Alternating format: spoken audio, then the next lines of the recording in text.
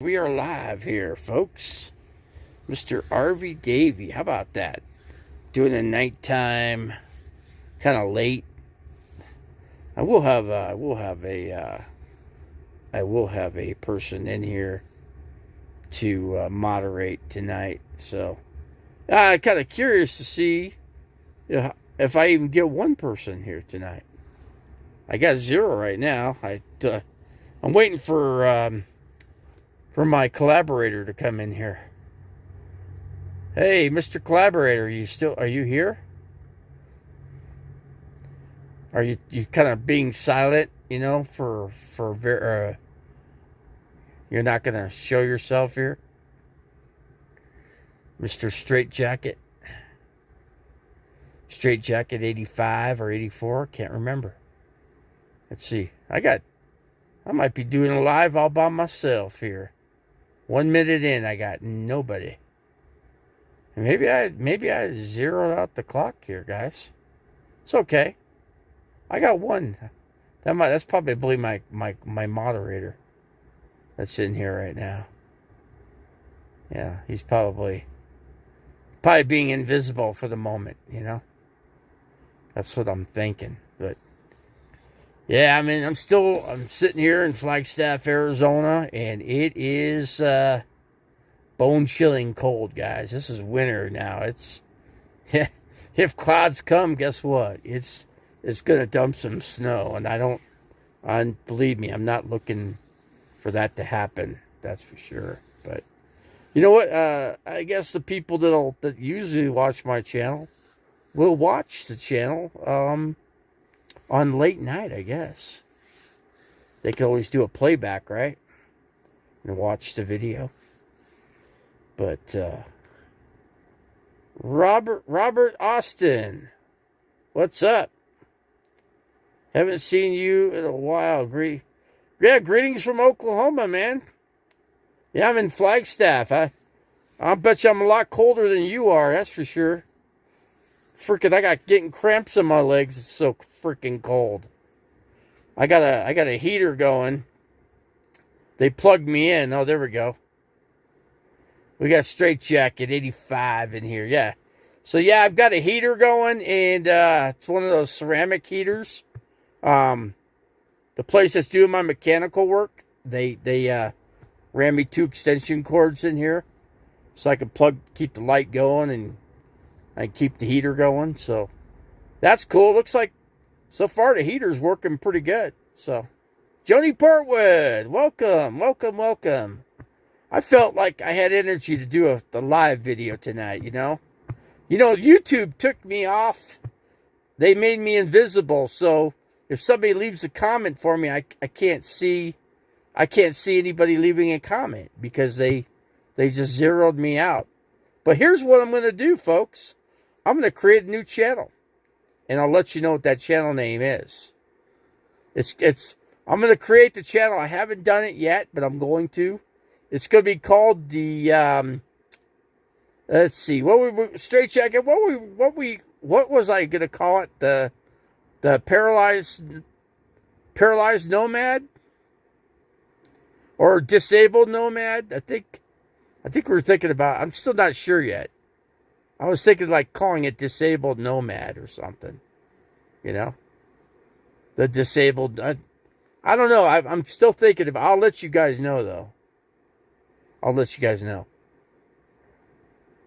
yeah, it's something like that because YouTube, and I'm gonna have to, I'll tell you what, I'm probably gonna do a big video with a big channel because I'm gonna end up in a town called Apache Junction, Arizona, and I'm gonna try to hook up with Caravan Carolyn. She was one of the original members of the tribe, as a lot of people recall, but. People know the name of the tribe, Aja, Terry and Scott. I knew those people. They know me. At least they know who I am because they physically met me before. So and I've camped with them. But yeah, I'm never been part of the tribe and never tried to be really. And I made one video against them. going against those guys, but you know, because they did me wrong, and I let them know they did me wrong. That's all. They didn't have to treat me like they did. You know, they didn't have to. You know, they played the cold. Was it they just went cold on me? You know, and I'm sitting there at the fire, and then there's that one person. They were just all silent. You know, nobody talking. You know, it's like, and all of a sudden I go, they were keeping me from getting in the main circle, and I knew they were targeting me. So I just got up, and grabbed my chair, and I went back to the RV. And then the next day I ended up in leaving. I think it was Ehrenberg. So I left the river alongside of Ehrenberg, and I went to camp at in Parker, Arizona. Yeah. Today's Blind View Live was. Well, you know what? I didn't go in there because what was I doing? I'm trying to think oh yeah, I was talking to the mechanics because they changed out my my exhaust manifold, and I had still had a couple leaks, so they tapped and drilled a couple new holes that were screwed up for the previous guy that worked on it. He really messed it up really bad, and so yeah, it took a lot of and the guy's got to fix my calisthenic converter. He's got to weld that back up because the guy that did that, you know, he said he's got freaking holes where he welded. You could see the holes going right through the weld. You know, he's like, goes, who welded that? I go, well, the guy that did this. He goes, yeah, I was just wondering why I said that because I thought that's what the guy did. He just fucks up everything he does, doesn't he? I go, evidently he does. He goes, why do people bring work to him, you know? How's this guy still in business? I go, he's not in business. He's just a hand-me-down, you know, wannabe mechanic. That's all. That's what you call him. A hand-me-down mechanic, you know, that can't do, what's the term, you know? You just can't do anything right, you know? Just can't do anything right. I didn't contact Jeff Lebowski. I was going to contact him, and I didn't get around to calling him because I think there's a time difference, so I didn't want to try to call, you know, late, you know, to bug the guy, you know, to get him to come in here, you know. So, but yeah, I gotta do a couple things. I gotta take this RV to RV place in Apache Junction and let them fix my cigarette lighter plugs, add a couple more cigarette lighter plugs, clean the air conditioner vents, and touch up on the AC here. And then I'm going to I want to replace these lights. I got another light in the rear back there, and then I got this one here. I want to replace both of these. And I guess when I get the quartz out, I'm going to look for some white paint. And I'm going to try to tape stuff up, but I got to get a ladder, kind of lean the ladder up, and I'm going to have to run some tape along the edges here somehow. Being paralyzed, it's not going to be easy, but I'm going to try to do that. And but anyway, I might put the mechanics in the video too. I don't know. I'll have to ask, you know, I want to get their permission before I actually put them in a video, you know. Uninspirational Nomad has appeared. And we got, let's see, was that Hafner? Yeah, Hafner. Shade Tree. Yeah, how many people I got? I got 6 people, it says in here. 6, including straight. So actually I got 5, but I got Straight Jacket. He's my regular, you know, he's my regular guy in here. Let's see, did you get that dashboard fixed? The dashboard, it's got cracks in it, but, you know, the only way to fix that is to sand it and put some, I got to use, I don't have any, but I need to get resin and some fiberglass That's the only thing that's going to fix that. So, and then I have to brush paint it black or spray paint it black. Probably I haven't done it. It's not, I just, hey, when you're paralyzed, it's really hard to do things in here. It's just hard enough keeping things, afloat. Cleaning up is even hard, just standing up for a second and trying to bend down is almost impossible. Let's see. Hope you have a way for heat. It says 20 degrees. Yeah, it's going down to 20. Yeah, I've got a heater I got a heater right over here. I'll show you if I can do it. Let's see here. There's the heater right there. If I can see if I can show you. I think you barely see it. So freaking dark up in there. Let's see here. Yeah, you can see it right. There it is. You can't even hardly see it, but there it is. But that's the heater. It's plugged in the electric in the building there. That's the mechanic shop there. And anyway, they plugged me into a couple extension cords, so this thing's blowing on high. And so far, it's keeping this thing pretty warm, actually. It's actually doing better than I was thinking it was going to do. Let's see, but yeah. Let's see here. Let me lay down here in my freaking bed here. But yeah, it's it might you know what, I got 30 degree, I got a 20 degree bag and I've got a 30 degree sleeping bag, so I'll keep warm. I'll just get cuddled up into that. I turned the stove on in the back. I turned it off actually because I was using that, and that was working really good too, but it doesn't work good by itself. But with that heater back up in the front here, it was really kicking. It was keeping. Oh, one, I think it's, yeah, so it's going to go down to 20. It might even dip down to, 18 or 19, It just might. I mean, I've already experienced, last night was down to 20. It was actually 20, 20. Yeah, it was 20 degrees last night. So yeah, Flagstaff gets colder. It gets some of the coldest temperatures in the nation here during the cold months because of the elevation.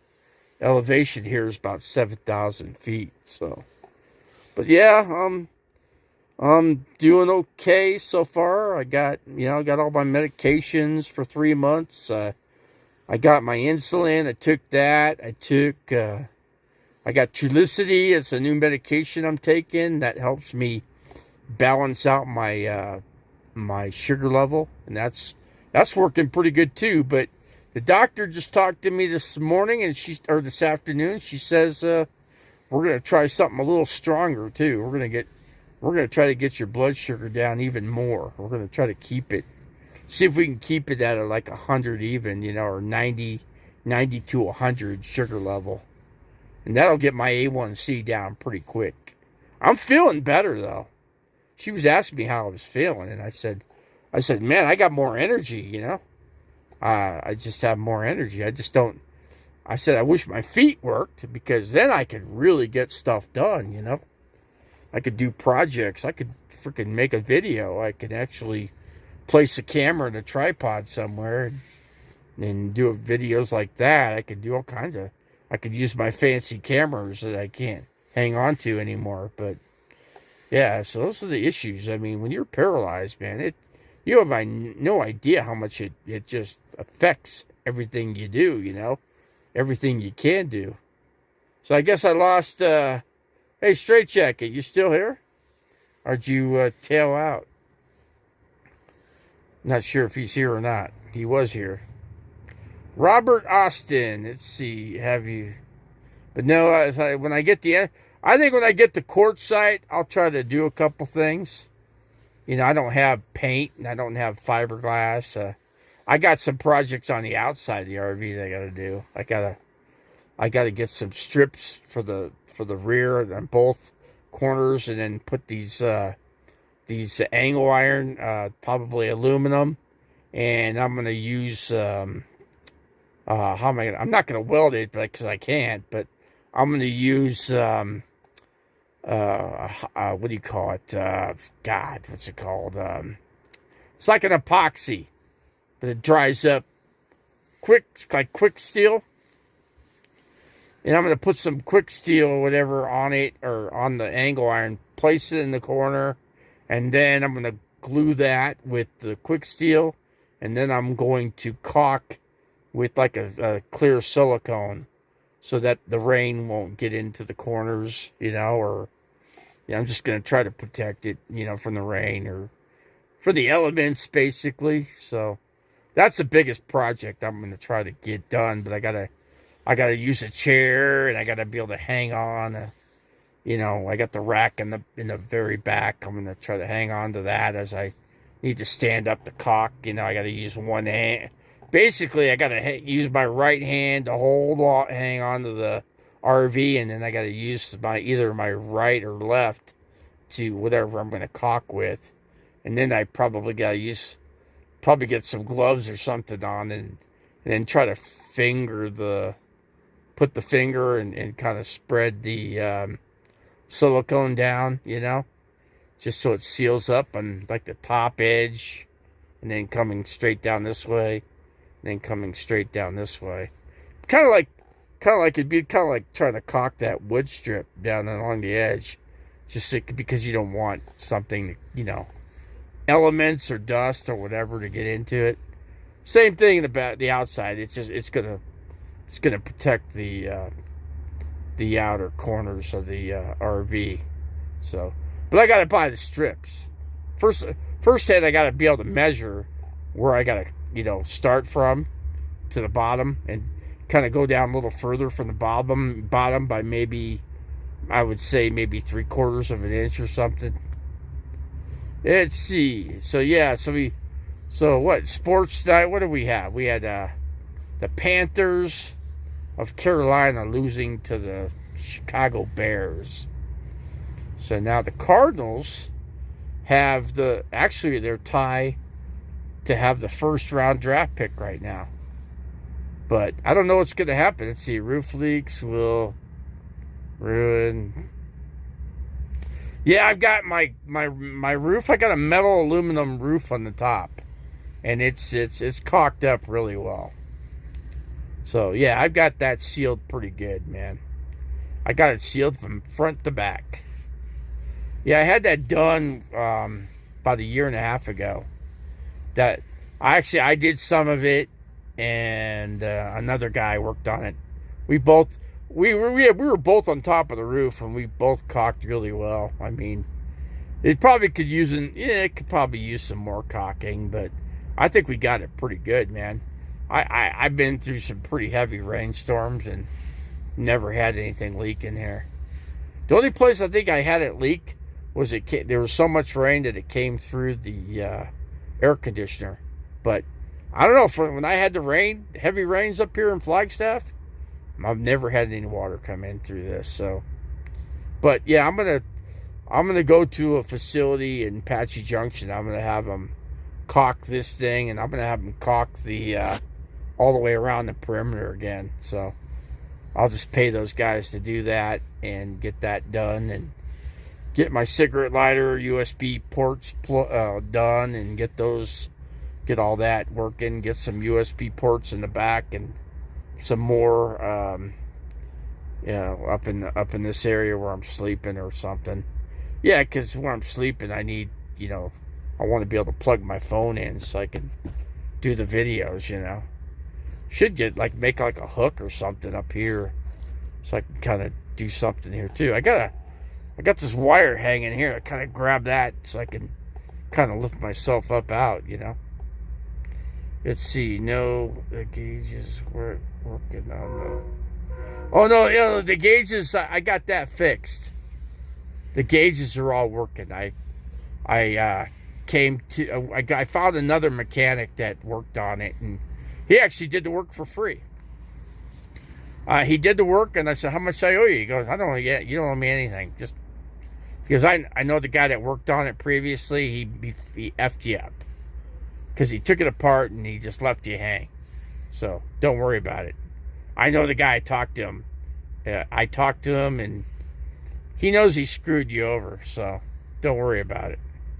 What's up? I got Janice Lala in here. Good to do a live video, man. You know what? I've just been getting some more energy. It's very cold here. It's going down to 20 degrees. Probably be down to like 18 or 19 degrees here tonight in Flagstaff. It's going to get chilly. It's already cold. Believe me, I don't want to walk outside because I'd probably become a Bigfoot. I just turn into Bigfoot, you know. And then people think they've seen there'd be Bigfoot. I've heard there's actual Bigfoot sightings right here, just south where the Lake Mary is. There's reports that you could even look it up on YouTube. I mean, there's a video. One guy said that he camped out here, and he swears that he's seen Bigfoot out here right here in Flagstaff. And he doesn't live. He's not from the area. But I think he was from Colorado somewhere. And so he said he's heard that there's been sightings of Bigfoot up here. Now, I've never seen Bigfoot. I don't want to see Bigfoot. Believe me, I don't. And because of that, I wouldn't want to be out in the forest by myself. So, yeah, I've always been amongst the crowd, you know. I hear the train running right now. They've had 3 people die that got hit by the train just merely across the street from where I'm at right now. I mean, just a little bit further to the east, 3 guys actually died. You know, they got drunk and fell on the track, and then the truck ran them over. Wow. Heard some kind of noise. That was weird. Heard a noise. Got this reflectix here. This keeps some of the cold from coming. You can feel the window. The window's freaking really cold, man. Really cold. But let's see. No, not tall enough to be. No, I could be a miniature Bigfoot. I could be that. You know? Now, Bigfoot I think what most people say, Bigfoot's about 8 foot tall. 7, I think it's, because, you got some guys, basketball players that are 7 foot. So, I'm going to say Bigfoot's probably 8 foot, you know? But while they call him Bigfoot, how big are his actual feet? You know, how big do your feet have to be called Bigfoot, you know? Size 20, 25, I don't know. You know, maybe as long as a ski, you know? Oh, if I know. 70 millimeter, like 170 ski? I don't know. I'm not, like I said, I've never been a real skier, you know? I'm not one that, always like to hang and go to the cold weather, you know? Yeah, the cold weather kind of didn't, I always wanted to be able to have a heater, where you could walk in the heat. And that'd be the best thing to be, or the best way to be. Yeah, it's the feet, not the height. Yeah. What's the weather in your neck of the woods, Janice? How cold's it gonna get in your neck of the woods tonight? Like I said, I'm gonna experience last night I experienced 20 degrees, so they say 20 tonight again. And the highs are only like 4. The high today, I think, was 44 degrees. So, yeah, it's not like it was a warm day, I'm glad I got this freaking electric heater because, that way I could save my propane. About 60, it's 43. 43, huh? Check my temperature, Janice. Check what Flagstaff is. See what it says. 'Cause I can't look it up when I'm doing a live video, man. I can tell you I'm bundled up pretty good here. I'll just kind of show you a glimpse of. See, I'm freaking bundled up. I got my freaking thermal cap. I got this thing. I got my hoodie on, and yeah, I'm bundled up. I'm good. And when I get in my sleeping bag, I just turn in and become a cocoon, man. And yeah, the guys that came here this morning, they were knocking on the RV and, hey, you awake in there? And I go, yeah, I'm awake, man. You got the door open. Just go ahead and open the door. Go to town, man. You don't, So anyways, they got me up. So then since I was up, I got my insulin, checked my insulin level, sugar level, and first thing I do, got my pouch right here. Keep everything close by. So yeah, you don't know what the temp is in Flag currently. Like I said, it was 44 at like 5 o'clock. So I don't know. It's got to be. My guess is probably around 25 degrees, if I had to guess. It says it's 37. Right. Let's see, right in Flagstaff. 37. Okay. So it's gone down not that much, though. It was 44 at 5. So 44, 43, 42, 41, 40. Let's see, 39. It went down 7 degrees. Maybe it won't be as cold as I think. But it's only, like I said, it's only, 9:30 or whatever. So you keeping it clean? Yeah, of course, Mayhem. Of course we are. Aren't you the one that goes into what's his name? Thursday night? Don't you go into Thursday night with Blind Views? BV? Yeah, BV knows who I am. Of course, I'm invisible by YouTube because YouTube's got me punished for whatever. They really punished me. Now I can't even get, people can't even leave a comment anymore. So they make it so, but I'm going to create a new channel. I'm going to create a brand new channel. It's going to be called, I'm not sure yet. I'm thinking like, oh God, I can't even, I'll have to ask Straight Jacket what it was. I've got a name. I haven't quite come up with it yet, but yeah, I'm going to create a whole new channel. So I'm going to start from zero, There'll be 0 subscribers, and so I'll have you guys, I'll let you know what it is so you guys can subscribe to the new channel, and I'll start doing videos with the new name, and I'm going to try to use the big name channel to kind of help me out. Once I get to Apache Junction, I'm going to contact Caravan Carolyn. I'm going to see if I can do a video with her, or something, and then I'll have her name the channel, something like that. So I'm thinking about doing that and see if she'll do that for me, see if she will. Yeah, since she was booted out of the tribe, and nobody knows the reason why. Probably, I don't know. It's those, they're very particular people when it comes to people that can hang with those guys. They're just, I don't know why that is, but I don't want to camp with them.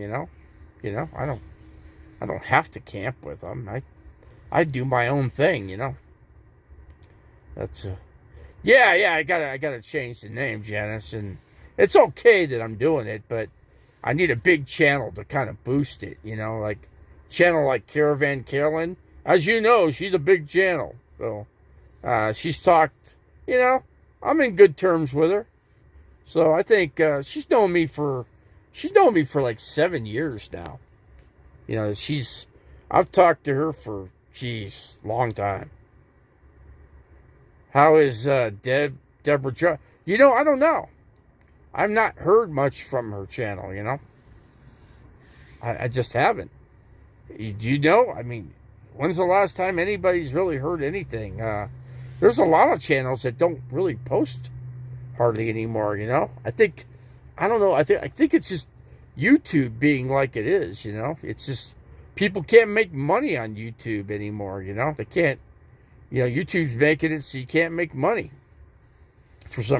You got to have a lot of, you have to have a lot of views. It takes a lot of views. It's not about how many subscribers you got. It's about how many views you could pick up, Shoot, if you can make a video that gets, 10,000, 100,000 views, yeah, for every 1,000, you're making $10, So every 10, did I say every 1,000? Yeah, so every 2,000, it's only $20. Let's see, Caravan.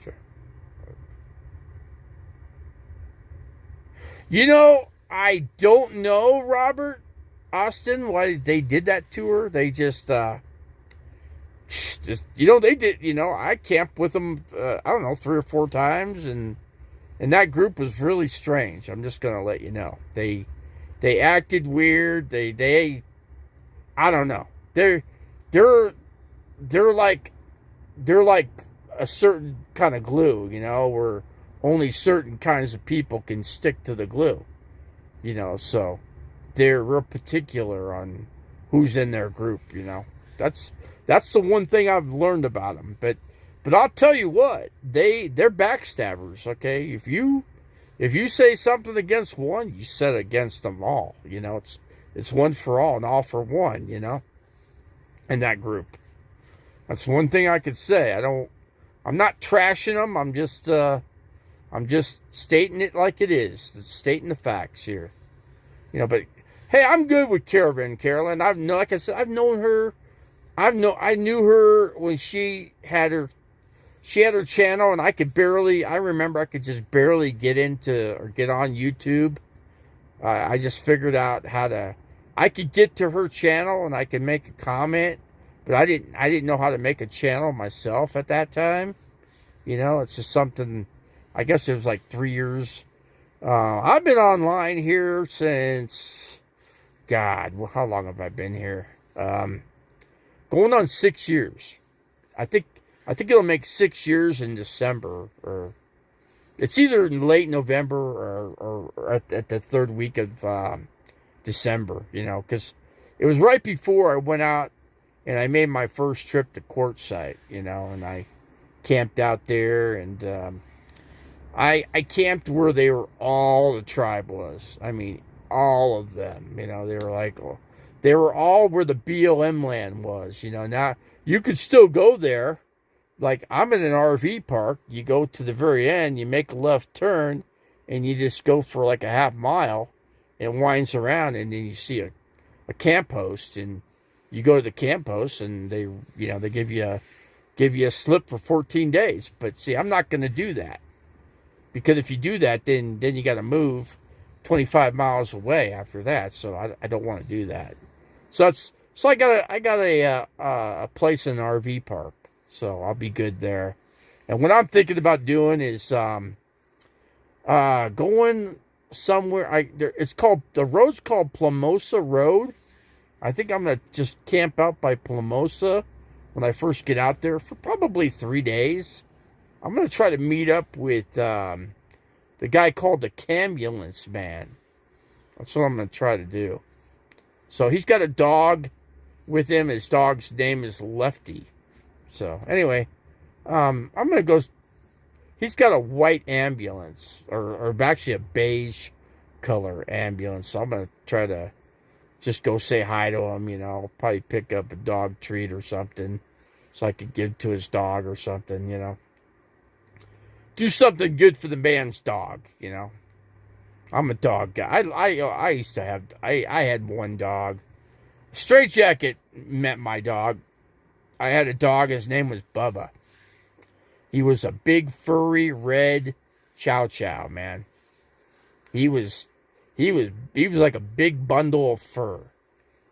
But I'll tell you what, that dog could be vicious. You had to be very, he was very, very, he guarded me. He guarded me with his life. And that's just the way he was. He's a one person dog, man. He butter the guy up.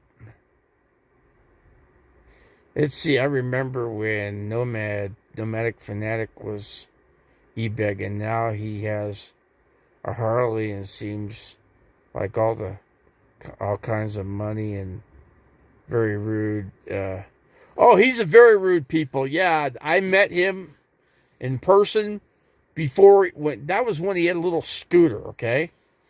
That was when he had a red scooter, okay? And yeah, he was rude as rude could be, man.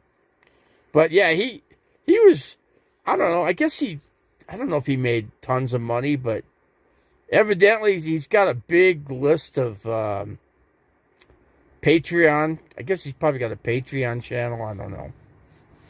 And I guess he goes to that and, and he gets, I don't know, probably each person pays $15 to get in to join his channel. And so when he gets 100,000 people at $15, he times it out. That's a pretty big chunk of money.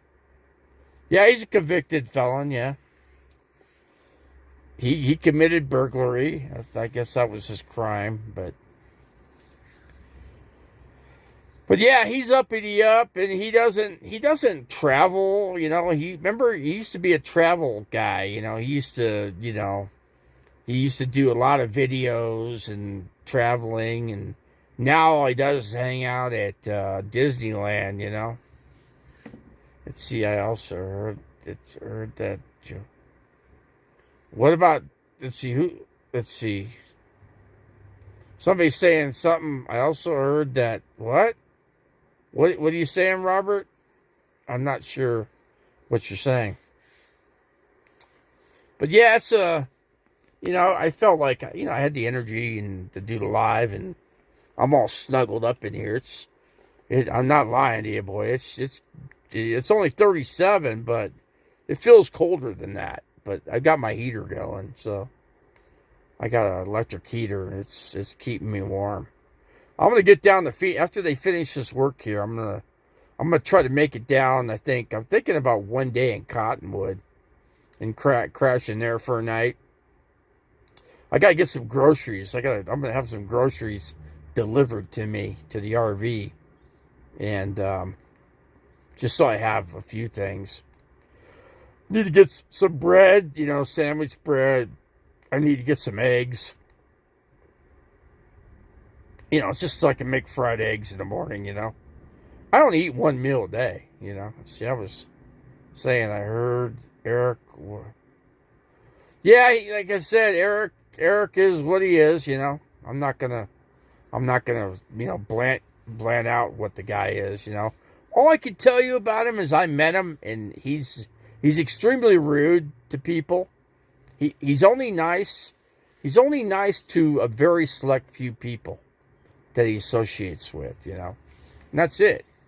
He's got the big fancy, our Harley Davidson, and he's got, his RV, and, it's not the big RV he used to have. He's got the Class C, that he had before, and he went and he looked up to buy another, and he bought pretty much the same identical RV that he basically started out with, So I did that. So that's, and he's very, very close to Camper Van Kevin. I got a history with Camper Van Kevin. It's not a good one, though. Yeah, he never cared for me, never liked me, Camper Van Kevin. I physically met him. It's just, I don't know. When I first met him, the first second I got into the camp, he had his 3 dogs. And he took his dogs and put his dog inside, and then he disappeared too. So basically, he didn't do anything. He didn't say hi or whatever. He just disappeared. So, but yeah, Camper Van Kevin and Eric they're very close to one another, and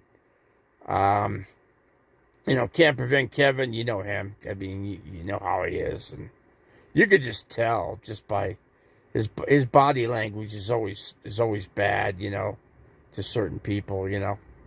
The people that he doesn't really care for. Can't Prevent Kevin, like I said, he's extremely rude, you know. They're like one of a kind. Like I said, they're like a certain kind of glue, and they only a few of them can stick to the glue, and once they stick, they're pretty much, they got their own little club.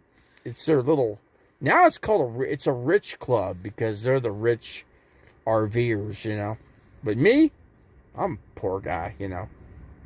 I mean, I still have my property, and eventually it'll get sold, but it's not going to sell for a while, and it doesn't have to sell, you know, right now anyway, because I'm not in a big hurry to sell it, you know, and I don't, you know, I'm not losing money on it, and I don't need them. I've got my disability, and that's enough money to keep me afloat, you know. I could always use a few $100 extra though for gas, because gas is pretty pricey. That's why when I go somewhere, I stay put. You know, I don't move around because it's just too much gas money. So, but yeah, I got a place in Quartzsite that I'm gonna go ahead and I've already reserved it for the season. You know, and I'll be there till it gets too hot, and then I'll just button up the camp and I'll head. You know, I figure I'll head to Flagstaff. I'll get up here like the first week of May. It could still snow. It still stays pretty chilly in the month of May.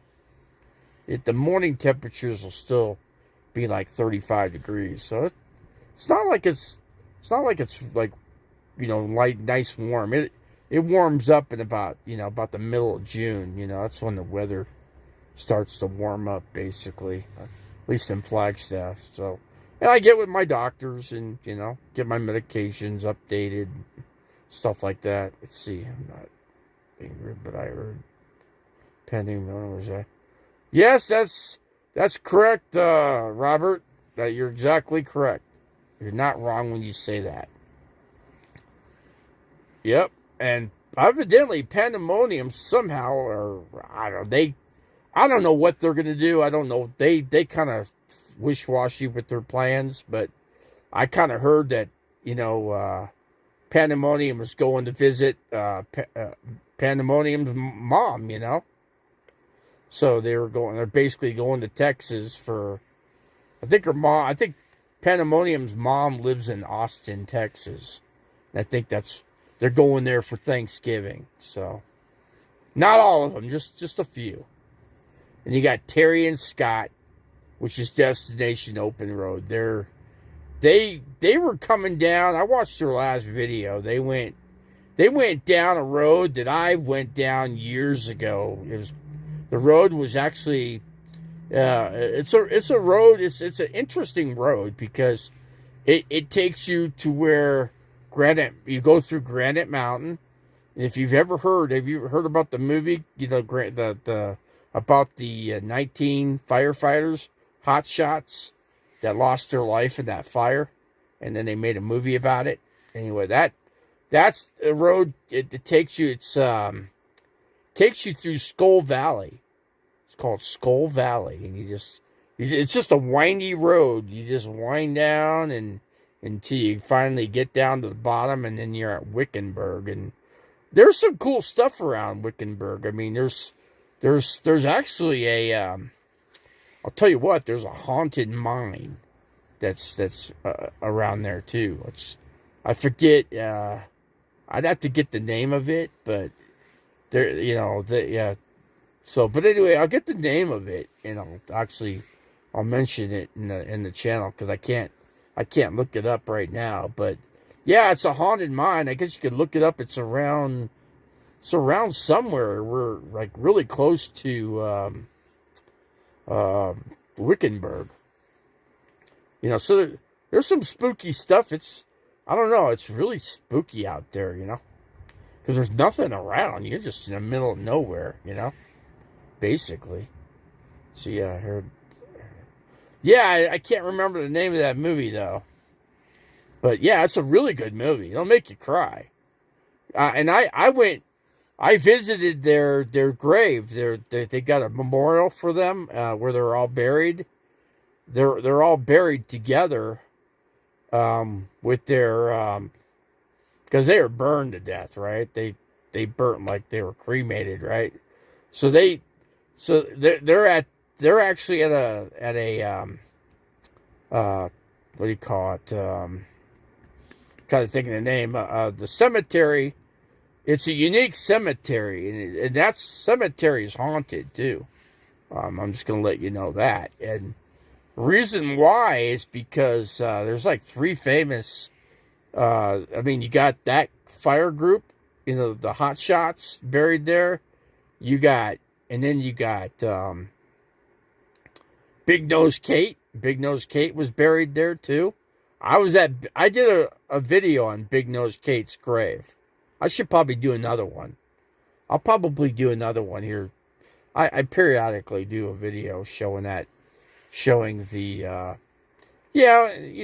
the grave and I actually had Big Nose Kate, the ghost of Big Nose Kate, actually came off of. I was actually camped in Walmart's parking lot, but of course, none of the Walmarts will let you camp in their parking lots anymore. But yeah, the ghost came down, swooped down. I seen the ghost. It went back up. That was kind of scary, spooky. So yeah, so that tells me that vulture mind. Yeah, there you go. Where's that in that Todd in Straight Jacket? Isn't that in Wickenburg? I think it's in Wickenburg, if I'm not mistaken. You could look it up. But yeah, that's Vulture Mind's haunted. Believe me, I'd love to do a investigation on that because I can do investigations. It's not good to do them because crazy stuff happens. I will not do it by myself because it's too much. You can get hurt doing that. It's serious stuff when you do that. You're getting into an area that crosses beyond human control. That's all I'm gonna say. Bad stuff happens, and I've had it happen to me, and I know it happens. It's real. It's not. People think that stuff's not real. It's real. Believe me, it is real. But it's kind of it's spooky. It's scary. It gets your blood hopping. That's for sure. Thanks. I'm going to check. Yeah, check it out. I mean, I seriously wouldn't do anything unless I could have somebody hold the camera, and I gotta get a digital recorder, to record, ask questions and record. I've done it. I did this at a grave site at a it's a cemetery, an old one in Globe, Arizona. And when I recorded walking through the graveyard, when I played back the tape that I played or recorded from, it came back and said, "Get out." Yeah, get out. Evidently, that's a common saying for spirits, especially evil ones, demonic, very demonic stuff, comes out and says something like that, and that's when you're messing with something that's, beyond your control, because you're dealing with a demon, and demons are not good. It's not what I want anybody to ever encounter, because I've encountered it, and it's not good. So you just don't want to open up the Pandora's box. That's all. You got to know you got to protect yourself with holy water, and you got to be real, be good with your Lord, man. Be really solid, because if you're not, you got to make sure that you pray, and because it's not, like I said, it's no joke, no joke for sure. See, no Vulture City, which is haunted as. Well, my cousin did guest hunts in Vulture. Oh, your cousin did guest ghost hunts in Vulture City. Okay. Let's see, no problem. Yeah, I was telling Straight Jacket, because this stuff is, like these dolls, like the Robert doll, and Robert doll's very, very, very, very, very demonic doll, and then you got Annabelle, and then you got the Warren Museum, which is extremely demonic and very haunted, so dangerous place. And then there's the Conjuring House. There's another dangerous one there. But there's more. There's the Sally House. There's so much you can look into with that, And, I mean, it's interesting. There's a lot of videos you can watch, and they're, it's entertaining, and you just don't want to get yourself grounded into something that you can't deal with. That's all. That's the best way to put it, because I've had spirits freaking, come after me. And, no, it's a no bueno, man. So, I had a guy die next door to me that wanted to said he was going to haunt the neighborhood. And first thing he did, he came back and was staying in my place, right? He was basically living in my yard, So I've got a ghost. I did have a ghost living in a property that I owned in Phoenix, And, yeah, I got haunted by that ghost, which was, I'd say it was the ghost of Ralph. Yeah, because he's the one, he committed suicide.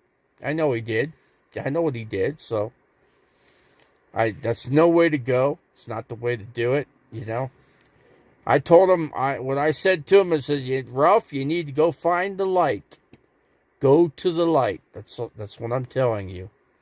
It's time to move on, guy. It's time to not haunt the neighborhood anymore. There's nobody left in the neighborhood that So I would just, because the guy that's in there, he said there's something strange going on in there, and I know what it is, but you do not. So, but anyway, that's all I'm going to say. I go, just enjoy living where you're at. And he don't like sleeping. He don't want to sleep there at night. And I know why. Believe me, it's Ralph. Ralph is still there, haunting that place. But, yeah, I don't know why Ralph's there. I have no clue, but I just know he's still there. Let's see. What else we got? Let's see. Yep, she was on a few ghost shows. Let's see.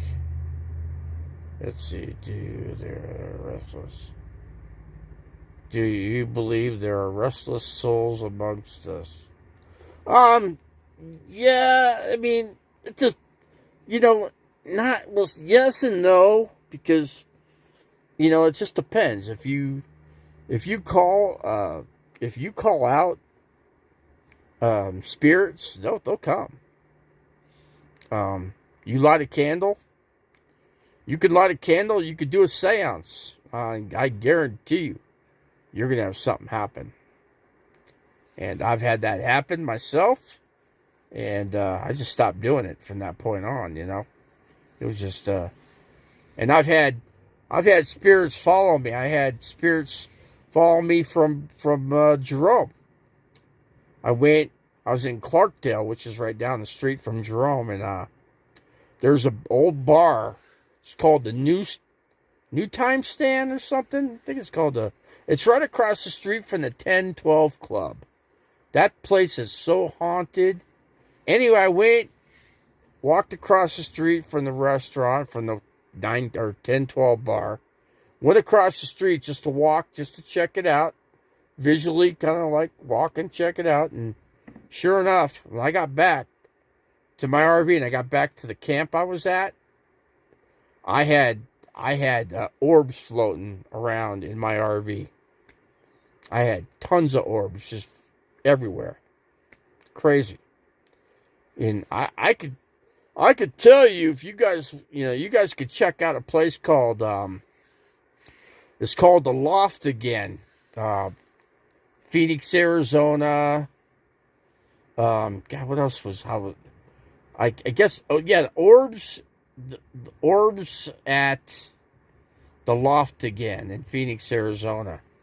So I think that'll get you to where you can see orbs and shadow figures moving on the back wall, facing to the south. And there's a guy that died in there, and he played in a rock band, and I knew the guy. He owned a guitar shop called Straight Jacket knows. God, what was it called? Bizarre Guitar.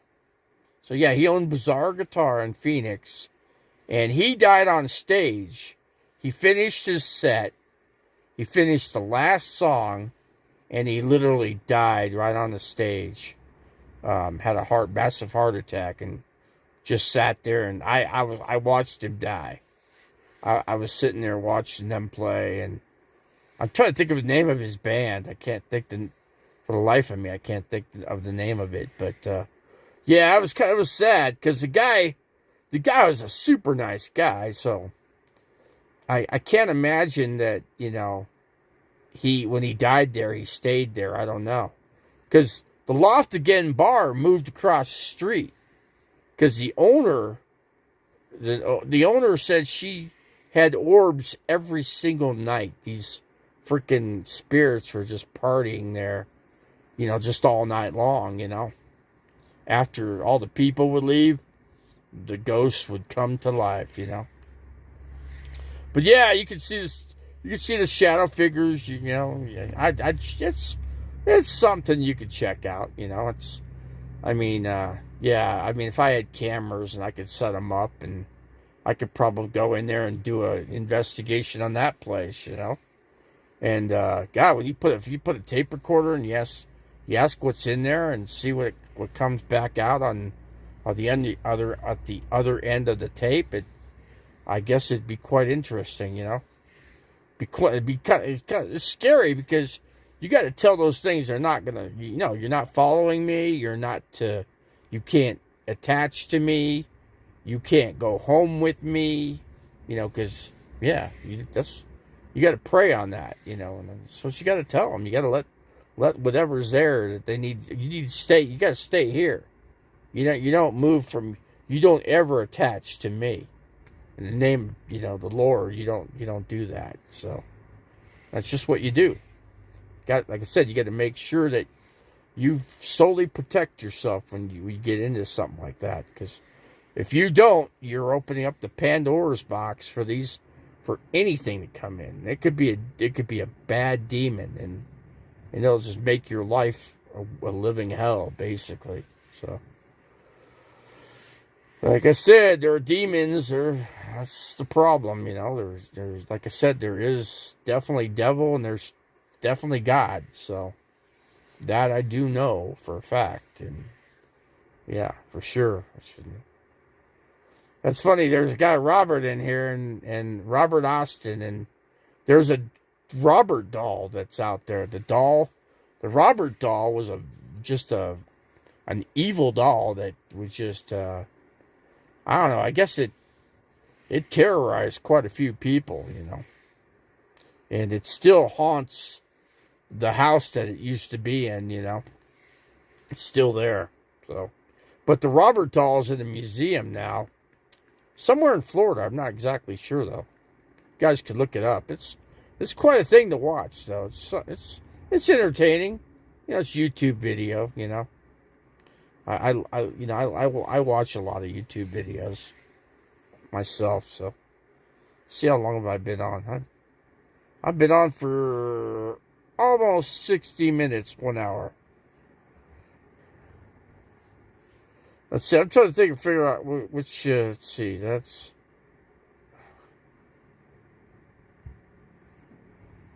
No, I know it's not you. I was just saying, there's a Robert doll that's out there that there is, and it's an evil entity. It's basically like, see, these demonic figures love to attach to dolls.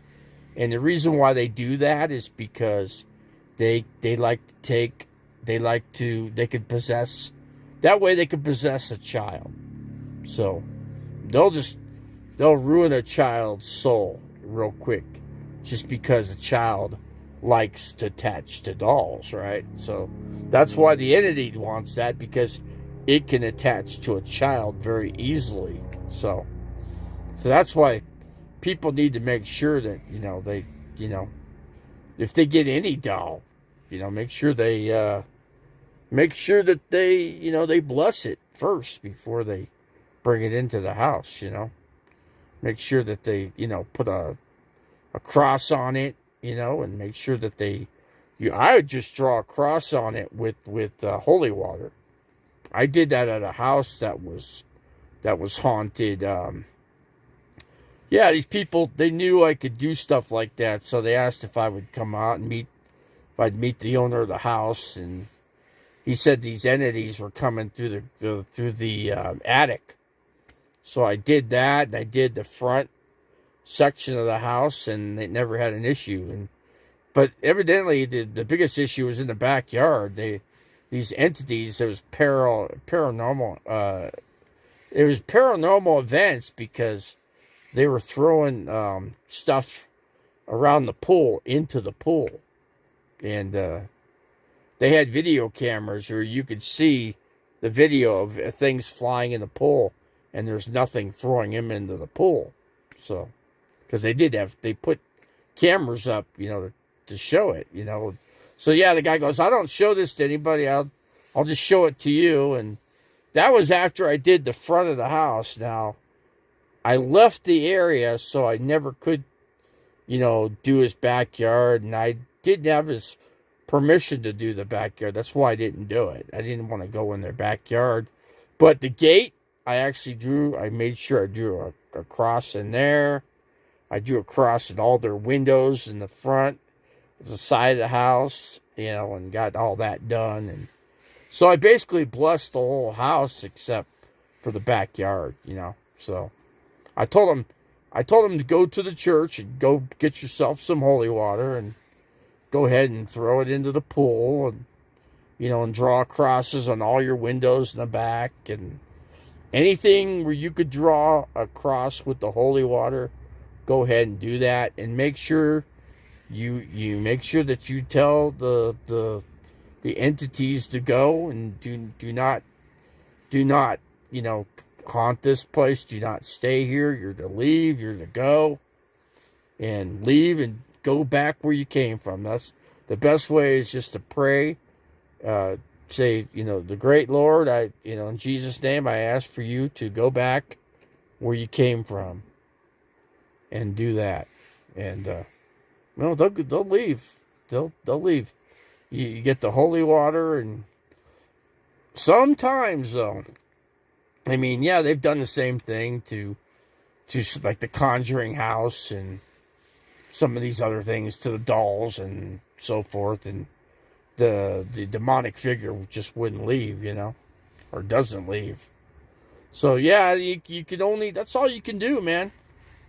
You could actually go to the church and have the priest come over and do it. I told those people, just go get the priest to come here, and have him do the backyard, and have him redo the front yard too. He said, I don't have any issues in the front.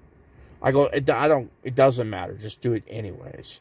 Just have the priest do the entire. And matter of fact, I'd have him do the inside of your house too. I'd do that as well while you're at it. So, but anyway, I told him all that. So, just let him know.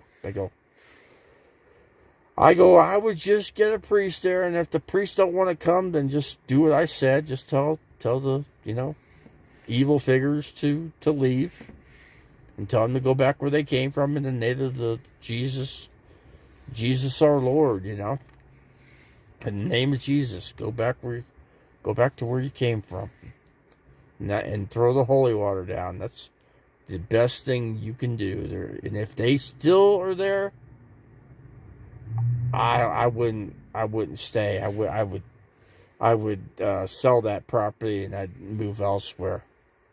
And tell those entities they're not to follow you to where you're going at all. They're not to attach to you. You don't give them. They don't have your permission to be amongst you. Just tell them that, and then throw your holy water. That's the one thing. The one thing I could see. Aja Aja's already posting something. The tribe members, yeah, they're like stuck like glue. They can't quite leave each other. I don't know. I don't know if Aja was talking about going to Texas, but who knows? They might end up in Quartzsite. They all end up in Quartzsite anyway. So I'll be in Quartzsite. I just won't be. I won't be sticking like glue to any of them. I'll just. I'll probably go to Silly Al's and, I'll go to a couple places. And I guess there's a place you could sing karaoke. I think Silly Al's might be one of them, but I forget where the other place is. I think it's the Yacht Club, I think, does karaoke. I'm going to have to check into that because I kind of got out of that, doing the karaoke singing, But yeah, it's fun to do. I'm not saying I need to make it every day or every week thing that I'll do. I'll just do it here and there, So, but, yeah, I guess it's kind of windy. It's funny. So anyway, it's what we're doing here. We're just hanging, doing the video, and hey, it's good to be back on, man.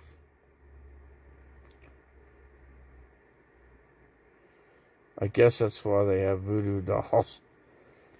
Voodoo dolls, like they say, people can, if you're in the black magic, you could stick a pin. If you don't like a certain person, you could say, well, I'm sending a whatever to this person. But yeah, you're opening up the Pandora's box with that too. So I wouldn't mess with that.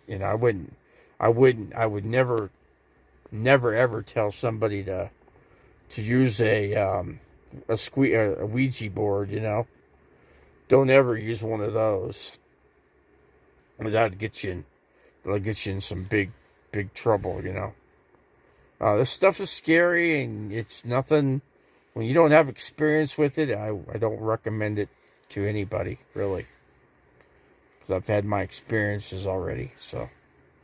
I've been haunted, so let there be known that there are spirits out there that will attack. They mean business, too. So please, please, please, and please again, don't mess with that stuff, You could watch the videos on some of the stuff, but I wouldn't think beyond it too much after that. I just watch the video and that's it, It's what I do. It's what I've been doing. But I do know I can deal with some of the stuff, but there's some stuff that's beyond my control. And you'll know when that is too. Let's see, am I dying? No, not dying. Nope, I'm not dying. I'm trying to read that. Let's see, you are trying to read with your Jeep. What's that say? Carlos Jeep Martinez. Oh, Carlos Martinez. Okay. Welcome. Well, welcome in, guy. Good to see you. New name Carlos. Guys, got a little fancy little writing there. I'm gonna create a new channel for this channel, but I'll let you guys know. I'll come on the live feed. And I'll tell you what it is. I just can't remember right now what I was gonna name it. It's something to do with my disability, though. So I'll do that. let you guys know, and I'll be starting off with 0 subscribers, and I'll have you guys come on and join the new channel, and we'll go from there. Same name, first name, yeah. Carlos, it's just Carlos. Is that Carlos Joey Martinez, huh? Welcome to the channel.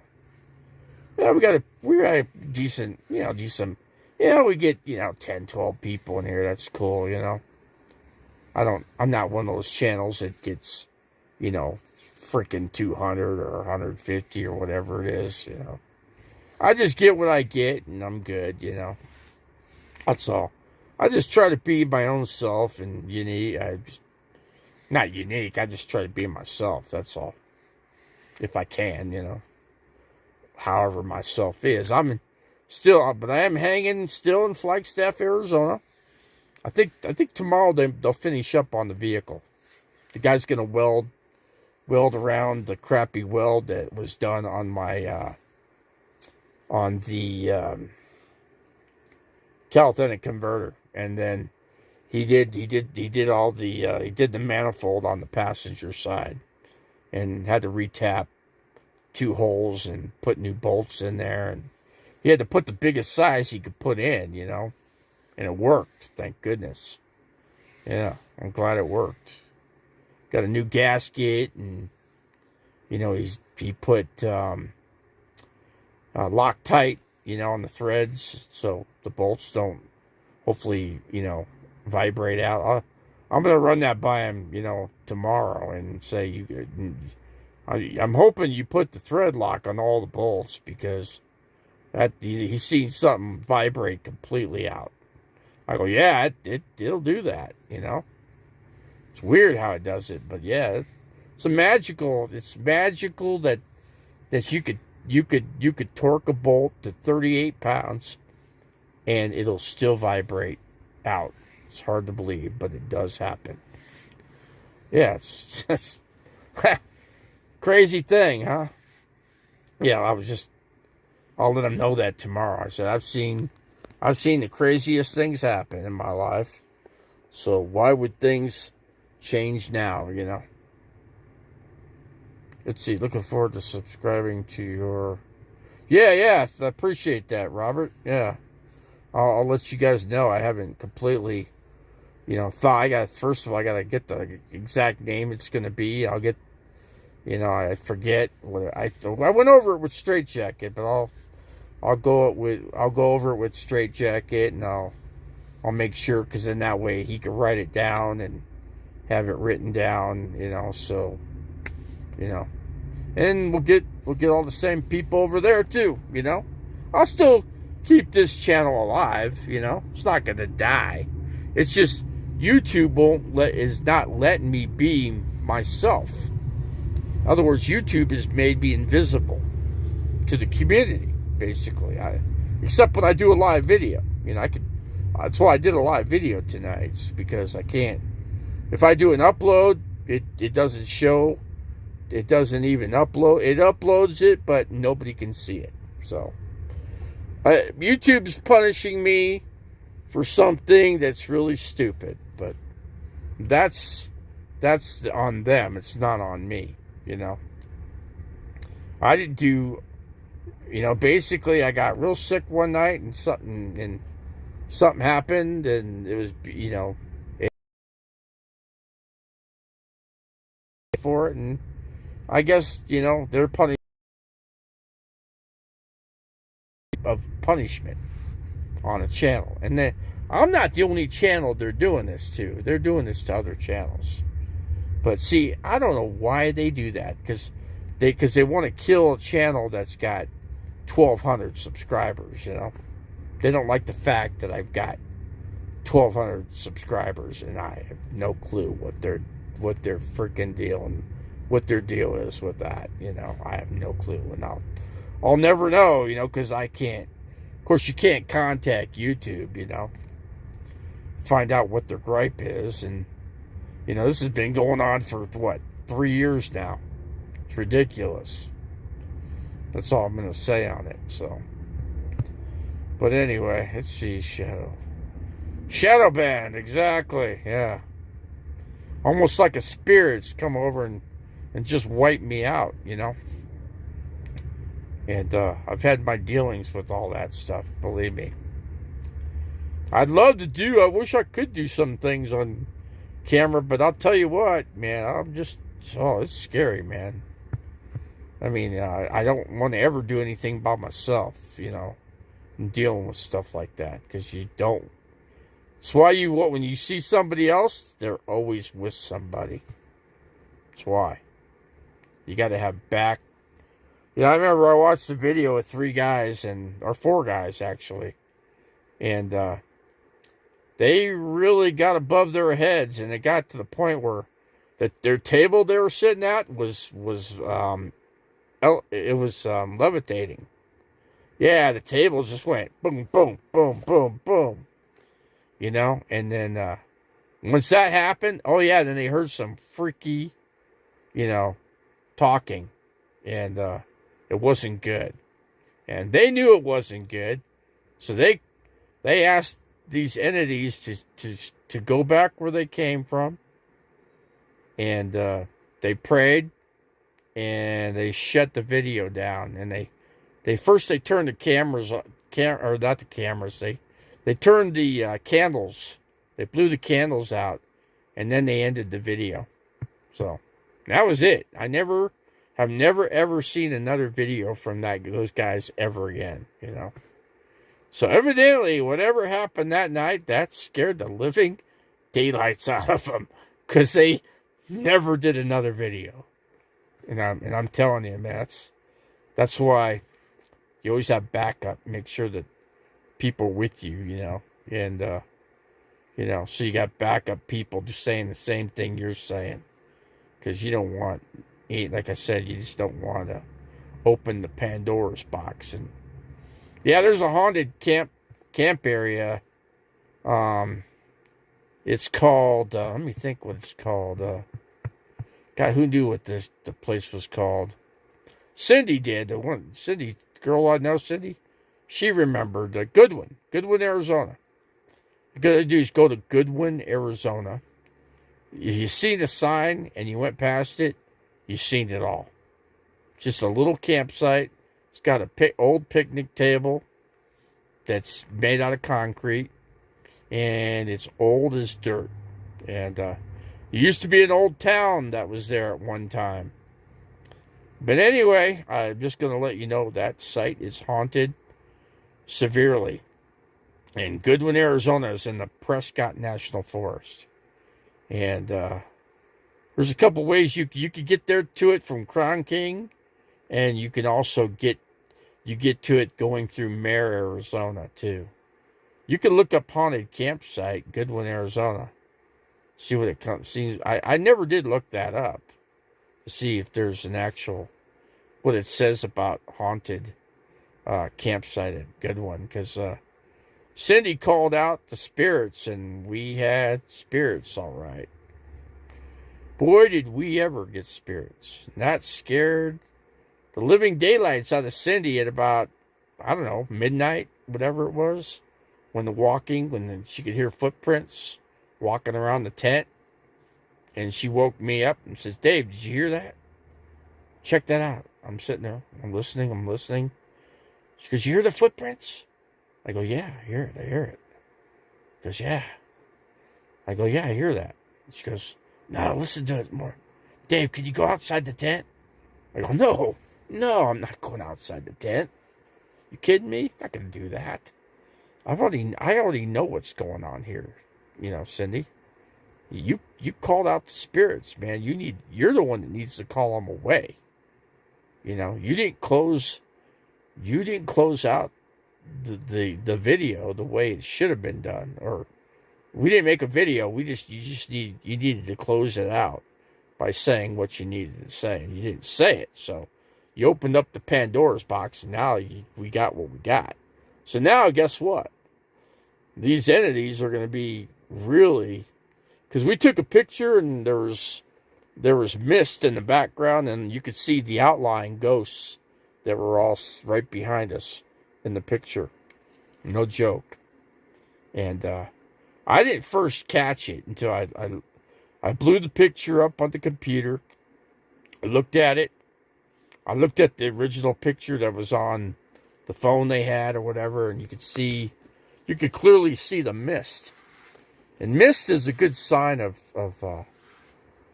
spirits, you know. I'm not saying, I don't know if they're good or bad. I don't know. The only way to know that is if I could have, tape recorded, and said a couple things to the entities. And I would never ever go camp there by myself. Plus, I couldn't get in there with the RV. So I don't have a way to camp. And it would just be scary, Your doors could open up, and out of the blue, and who knows? I just don't know. But, I welcome anybody else that would love to that could do the trip or whatever, to just stay up all night, and then leave in the morning, and get a hotel room or whatever, and sleep during the day, and then, get yourself back on track again, But, yeah, it's something to look into, I just know something about. I'm glad I learned about that. So we didn't have, wish we had a tape recorder. Otherwise, I would have had some questions for whatever was there, I'd probably ask if Wyatt Earp was there, because it had cowboy figures, like the old day, that you could see the hat, like the cowboy hat, and you could see the outline sleeves of the, it was like back in the 1800s, it was like the old school days, like, the first thing that comes to my mind when I think about that is, like Bonanza, Ponderosa, Bonanza, the Big Valley, what other Western programs were there? Oh, big one, big, huge one. I can't even, Gunsmoke. Yeah, Gunsmoke really comes to me, to my mind when I saw the outline Western theme on that, I was like, wow, that's incredible. I go, Cindy, look what you brought out, man. You brought these critters out, and now they're staying here, evidently. So, I don't know. I certainly didn't give them permission to follow us, that's for sure. I said what I needed to say, and I said it, and I was clear when I said it. I'm being clear here, folks. You're not to follow me, and that is it. You are not to attach to me. You're not to be with me. You're not to do anything with me or any of these other people there at this camp. You're to stay away from us. And that's what I got to say. And what I say is, you go back, and in Jesus' name, you go back to where you came from. That's what you do. And then so they don't hopefully spook anybody in that camp again, You hope not. But like I said, I don't know, I don't know the unknown, I don't. But I do know this. I do know that there's afterlife. That I do know. Because I've died and come back. So that has happened to me. I'm lucky to even be here. There's been so many things that have happened to me. So, but yeah. Yeah, that's one reason I'm paralyzed. And, that's what happens when, I think what, when you mess with the unknown, things like that happen to you. And that's the way I look at it. I look at it like I got punished from the unknown, That's all I could say at the moment.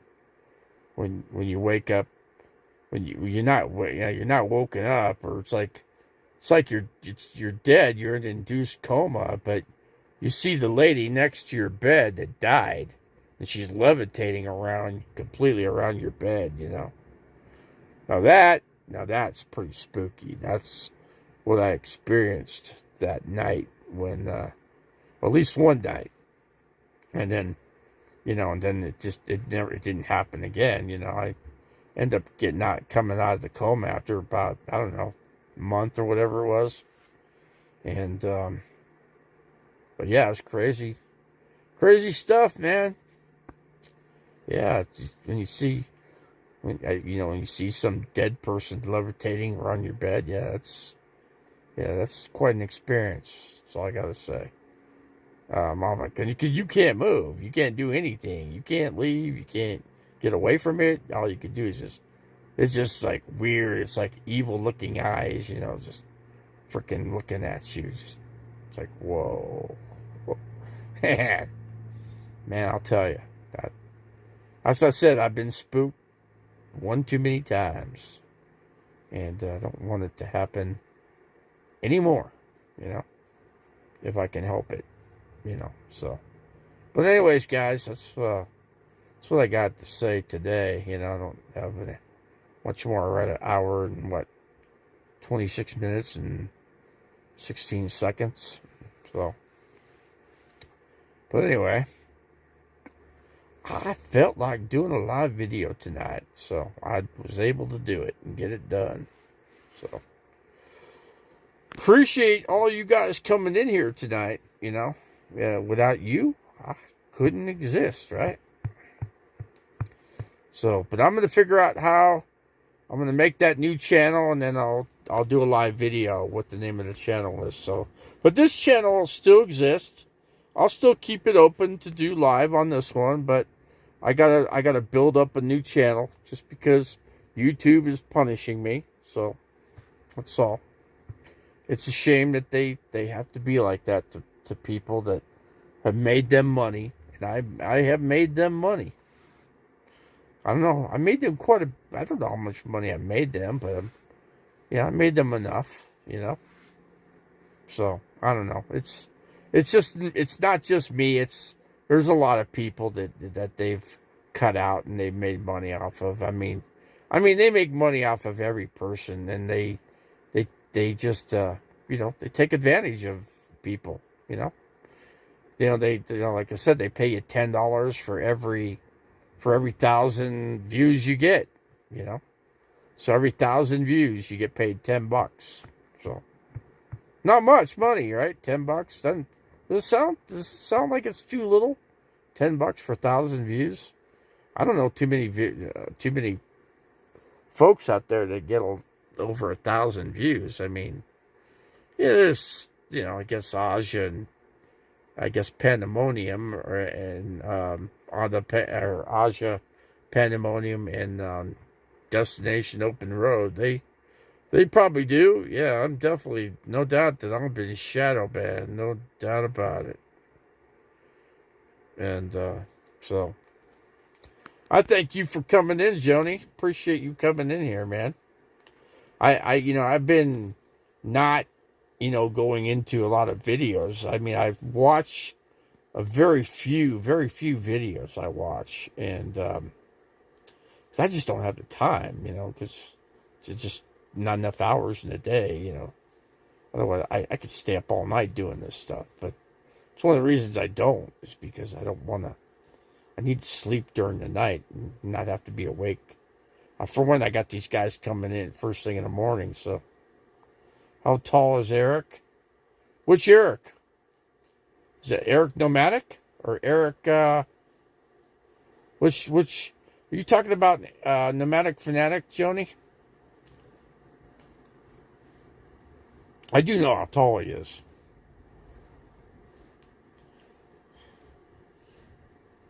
If that's the Eric that I'm thinking about.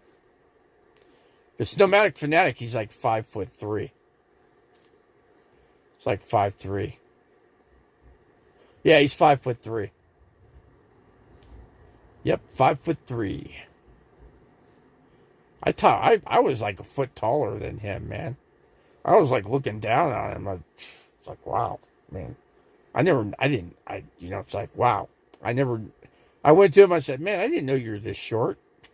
I'm sure it didn't make him feel good, you know. Telling Eric, nomadic, the big nomadic fanatic, hey, you're. I go.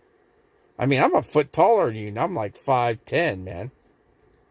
So it's like, yeah, he was about the height of he was about the height of a extraterrestrial alien, you know, like an alien gray. He'd fit right in with the alien grays, man. Yeah, he'd be right in their club, man. Yeah, he could fly in a flying saucer, and yeah, there's matter of fact, there was just a report just came out just recently that um a guy that was flying a F-35 encountered a UFO, and he had it pinned. He said it was going about as fast as God. How did he put it? It was going the speed of light. He said it was going at the speed of light. Yeah, something like that. I'm like, wow. He did just. It was like 1 second it was there, and another second it was gone. Yeah. I mean, they could fly faster. They could fly in the sky faster than you and I could even see. You know, we don't. I mean, they could be flying and we don't even know they're flying because we just can't see because they're going that fast. You know, that's just the way it is. And then sometimes they'll stop, you know, and they'll sit there and hover. And then these things are heck, you can't even hear the motors in these things. Believe me, I've experienced this before. It's weird that I've experienced so much in my life. It's weird. It blows my mind, all the things that I have seen and go by me and go past me. It's just insane. I look back at it like, wow. How could all this have happened like this to me? All these supernatural type things, you know. UFOs, UFO crash witness. Man, dying, coming back, you know. Seeing dead people, you know, levitate, you know, right around your bed, you know, as you're lying, you know, there, and you can't. You're wired up, you know. You got hoses and tubes coming out of you, and you know. You're dead, you know. I got a machine breathing for me, you know. And I'm like, wow, this blows my mind. So, yeah. Something to think about. Just something to think about, you know. The average person would never. I met a medium, which is a guy that can see ghosts, you know, and so can I. So, does that mean I'm a medium if I can see a ghost? He goes, pretty much. You just don't know how to use it. I go, use what? You got the powers that you have. You don't know how to use it. You got to learn how to use your powers. I go, really? So, he goes, you come here, I can teach you how to do that. And you'll see that you're going to be able to do a lot more than you're doing now. But you got the ability to see a dead person, you know. I go, I don't see him very much, but I seen him because I told him I died, and when I died, that's how I seen this thing. And I told him I've seen UFOs. I've seen a UFO crash land in Paradise Valley, Arizona. He goes, when was that? I go, you want to know what year it was? 1973. I was like 9 years old or whatever. I think I may have been. I was either 7 to 9. I can't remember how. Well, first of all, I can't remember because I was 1973. 73 to 63 is 10 years. So yeah, 11. Let's see. Let me think here. 73. I was I'm trying to get my math to work in my brain. It's not working very good right now. So yeah, so anyway, 62 to 70. Let's see, 63 to 73 is 10. 10, 9. So yeah, 9. I was 9 years old and I saw that. So yeah, that was creepy too. That was pretty creepy. Pretty creepy to see an alien come out of a freaking fire-flamed UFO, you know, flying saucer, disc, possibly about, I would say, from my estimation, which is, you know, rough, I would say it was about 2 football fields in size, round, and a disc, you know, basically with the glass dome on the top center, and on the undersides of it were lights, gyro lights, like type thing but it wasn't moving, but you could see that there were still lights, you know, because when it crashed on an angle, and the sharp part of it just kind of dug and so it kind of like sunk into the desert dirt, you know. That's pretty much what it did. So, and then the alien had he was burnt, like I said. I think I told this story before. So, but yeah, I mean, I told that medium that all these things, and he's like, "Oh man, you're definitely, yeah, I could see why something like that would happen," because I said, "Yeah, we're driving down Tatum Boulevard, coming from Paradise Valley Country Club, and all of a sudden I see this flying disc, you know, on the side of the right side of the car, you know, as we're going south, you know, southbound on Tatum Boulevard, you know." And I'm like, "Susan, did you see that?" My sister, you know. So she goes, "Yeah, I see it."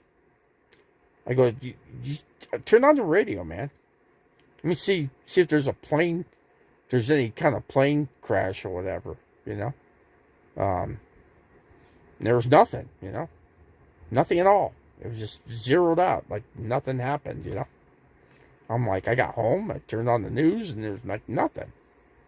But yeah, I did meet a police officer, and we got his telephone number and everything, and my sister did at least. And she dated the guy, and I talked to the cop, you know, about it, you know, because he secured the area, and yeah, he knew it all happened out there that night, and he says it was an incredible night. That's all he could say. He was stunned too, because he didn't believe in any of that stuff, you know. But he said there was a protocol for that kind of thing happening. So when you work for the police and work for the fire department, yeah, it's something they brief you on. Yeah, so then you kind of know something, you know, but until it happens, you know, you don't think about it. But like I said, when it happens to you, it's a unique situation. It just doesn't happen to just anyone. It happens to people that have an attachment. Like I said, you are like the story I was talking about, the magnet, or like the tribe members, they stick like glue to each other in their group, you know, their own little groupies, and same thing kind of happens here too. It's like these entities or whatever kind of group onto you for some reason. And like I said, you don't even know why. But you know, you just forget about it, and you never forget about it. You just put it in the back of your mind, and you know, you always have it there. You know, it's like an instrument. It's like a guitar in your hand, you know, you always have it. So it just never goes away. What do you think of Carolyn's RV life? Carolyn's RV life. How, Johnny? I like her channel. I like her as a person. I met her. She's a nice gal. very nice lady. Doesn't, she doesn't want doesn't want to hurt anybody and doesn't want to trash anybody. But on the other hand, she's getting trashed by a channel, and I don't know if you know the channel. What is his channel's name? See, I don't care for the guy myself, and it's wrong what he's doing to her, because she's really, he's on the back of her mind, and she's afraid. She's already done police reports, but he lives in Canada. God, what was his name? I'll ask her, I'll go into her channel and I'll ask what his freaking name is. She reviewed her composting toilet. Ah, interesting. Has she already showed how it works, and has she said that it works good? And that was a good idea on her part, because she hated dealing with her black tank, I'd love to do that myself in here, I really would. I'm kind of like halfway there, but if I could get this toilet out and then cover up and then build a box and put the box there and make the box just about the same height as the toilet, same. And, but basically what I do need to do is I need to measure the height of a 5-gallon bucket. And basically, that's so you put that, you make a front door that has hinges, you open it up, and then you slide your 5-gallon bucket in there, right? And you put a garbage bag. Usually, I just use one, I guess. You could probably use two. That'd probably help. And here's what I do. I'd simply use cat litter for a couple of reasons. Because then you could just mix the urine with 50% urine and 50% whatever, and just put the cat litter in there. And every time you go, just put it, cover it up with the cat litter, and keep a spray bottle, like a real good scented spray bottle, like Simple Green. Simple Green would be something good to use, and spray that down. Because if you use toilet paper, spray it down, and it'll just push down into the cat litter. But I think that'd work great, and then double bag it because of the weight, factor. And then when you go to take it out, just find a trash can and take the whole 5-gallon bucket, carry it out, toss it in the trash. And what I do is I just run a piece of duct tape around it, or you could use whatever, string. You could use a zip tie. Zip tie would be really good, but only zip ties are kind of expensive, so I might pass on that idea, because I'd need to buy at least a few bags of those. I'd probably need several hundred, just because, you want way more than because it's not like something, especially in me being paralyzed, it's really hard for me to go into a store, I need a store that, I can get a scooter, and be able to ride, and if I don't have that, then I gotta be able to walk into the, let's say Harbor Freight would be a good place, or Home Depot, someplace where you can get a large amount of them, about, I don't know, about maybe a foot, and, I think a foot would be perfect. You could probably try 6 inches, but I don't know. I'd rather have a little bit too much than too little. That's what I'd do. But that's a great idea, because then that eliminates it. Well, it doesn't necessarily eliminate gray tank and gray tank water, because if you shower and, see, I take showers because I'm paralyzed. See, weak network connection. Okay. Let's tell me I got a weak connection going on here. So anyway, I would just use, how would I do it? But anyway, if I use a little pan and I very little bit of water, even just one bottle of water, and that pretty much, and then a good wash rag, and I got the good, good soap, and I get the water to a boil and let it cool down for a minute and get my wash rag in there and clean myself up. It's not hard. It's the easiest way for me. Saves on a lot of water. Ton of water.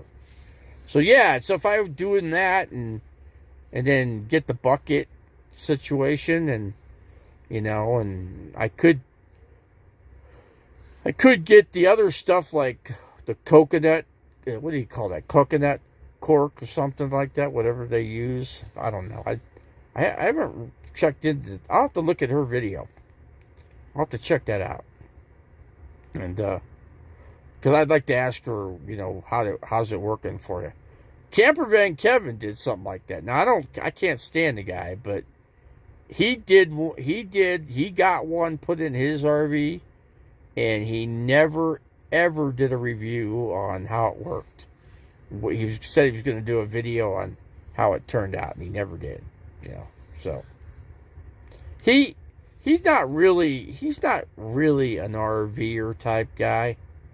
He's not a camping guy. He's a guy that likes fancy stuff, He evidently grew up from a wealthy family because he's got wealthy taste.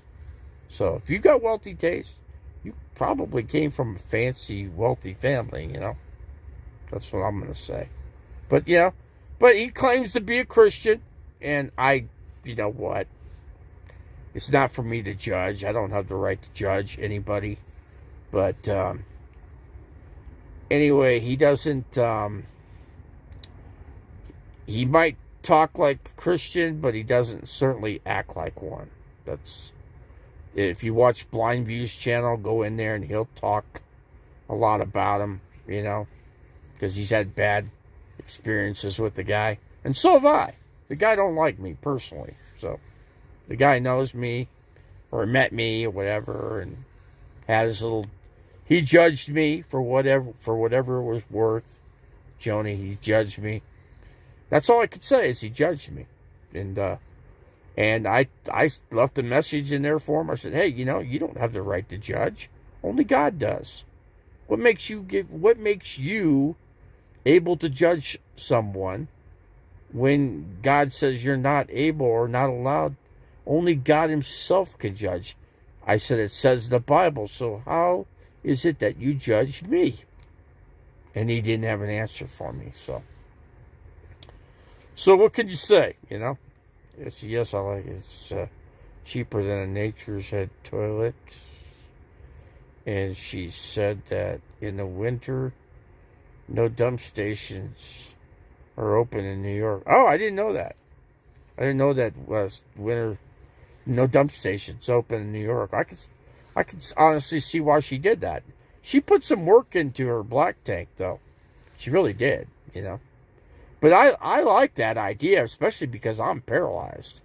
It's a royal pain to have to dump my tank, I had a bad experience the last time I did mine because I barely backed into some guy, and I didn't know he was behind me. And he butted right up to my bumper. I mean, literally he was within 6 inches or less, a touch of my bumper. And anyway, I needed to go back further to be able to dump because my hose wasn't lined up. And I know how to line things up now if I have to do it again. I need to put my chair out, to where, that way if I know that where my chair is, that's as far as I need to go back, because I'm lined up perfectly then. But now, in the wintertime, the dumps are open, in Arizona. They don't close down, but maybe there in New York they do, but they don't anywhere in Arizona as far as I know. I might be wrong. And, and the thing is, campground, all the campgrounds basically closed down from like the end, after Halloween. Campgrounds closed down completely, and they shut down because, especially in northern Arizona, because they have to turn the water off because of freezing conditions. Like I said, it's gonna get down to like 20 degrees tonight here in Flagstaff. So I don't know how cold it gets where you're at, Joni. I don't know. Well, how cold does it get? How cold is it getting? I mean, how cold is it going to be tonight in Kentucky? You're in a unique state. You're in Kentucky. The only thing I've ever known about Kentucky is that song, "Old Kentucky Road." Remember, God, who did that song? But anyway, that was always a good song. I always think, that song just makes me think of Kentucky. So whoever wrote that song must have really had a good experience with Kentucky, that they wrote that song about it, being that they were a very popular musician, I think that was Elvis, if I'm not mistaken. Elvis Presley. But it's funny because he built his little mansion in God, where was it? Graceland Graceland. It's 49 now, but gets into the 20s, yeah. Yeah, it's going to get down to 20 here, so, yeah. 49, it was 44 at 5 o'clock here in Flagstaff. So, I think for the high, it was like 46. So, I think it got down to, the high was 46 today. And the low, like I said, 20 or maybe less. I don't know. But they ran me extension cord, and I'm running a heater. I've got my ceramic heater that I always have in there. RV park, and then I gotta buy an extension cord this year because I need to run an extension cord in from the power outlet 110 and I got to get a really heavy duty extension cord and just run it straight into the RV and then plug my electric heater in, and then I can run the heater on on the high setting, turn the thermostat up and keep the thing running, and that'll keep me warm. That'll keep me warm, in the desert, The desert gets cold too, but not in no 20s, that's for sure. It has. I mean, I was in Quartzsite last winter. I think for like a few days, it got down to like 24.5. Like 24 degrees, 25, something like that. For about, I would say it probably went on for a week. And after that, it warmed up, It warmed up to like, I'm going to say, 48-ish, Close to 50 degrees, something like that. So, Joni, what's going on with Tasha, man? Tasha seems to, Tasha really just came down hard on me, and Tasha was like Tasha Teeling, and there's like, I don't know, there's like 3 channels that were like Tasha Teeling, So and all 3 of them were picking on or saying they're just getting nasty with me. So I blocked the one that blocked them all. So I blocked the one that was saying the worst, and then next thing I know, Tasha Teeling was completely blocked. So, and I'm just not gonna unblock.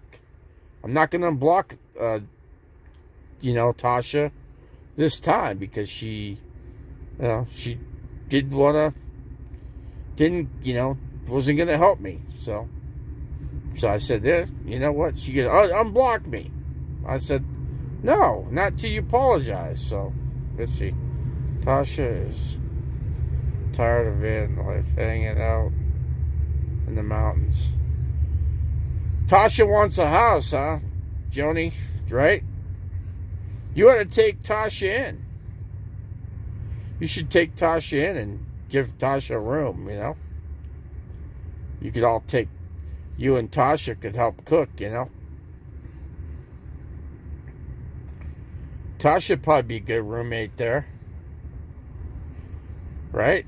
And she needs, I mean, who's going to, Tasha's trying to find a way to buy a house, I understand.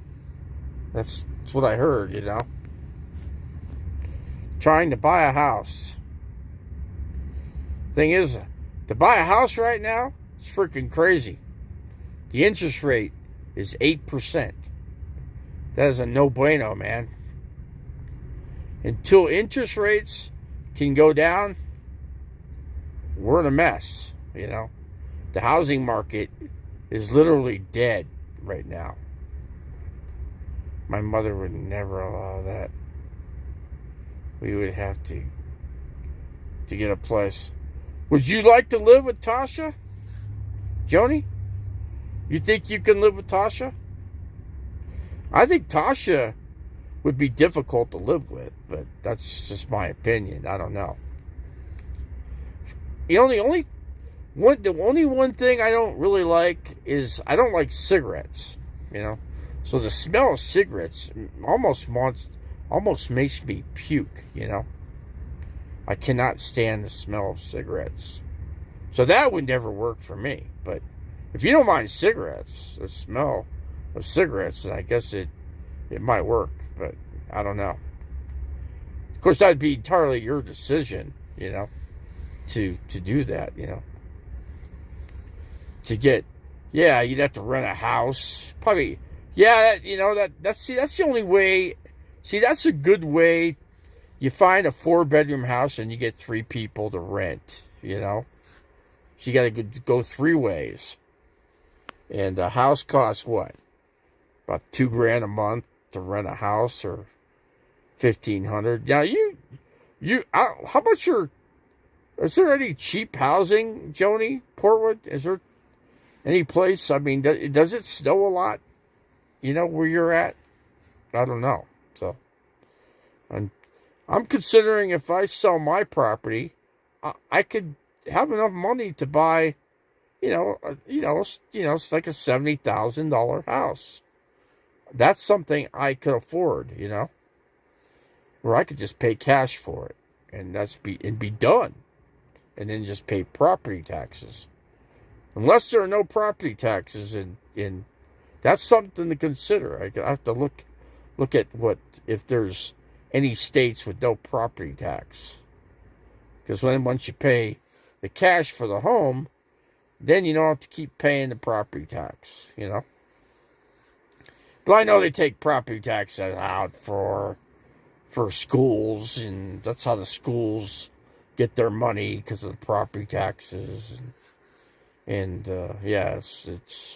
it just goes to help out, you know, school kids and stuff like that, which I can understand. But see, for me, when I don't have any kids and I'm not married, I mean, I just think that I shouldn't have to pay the property tax. That's all.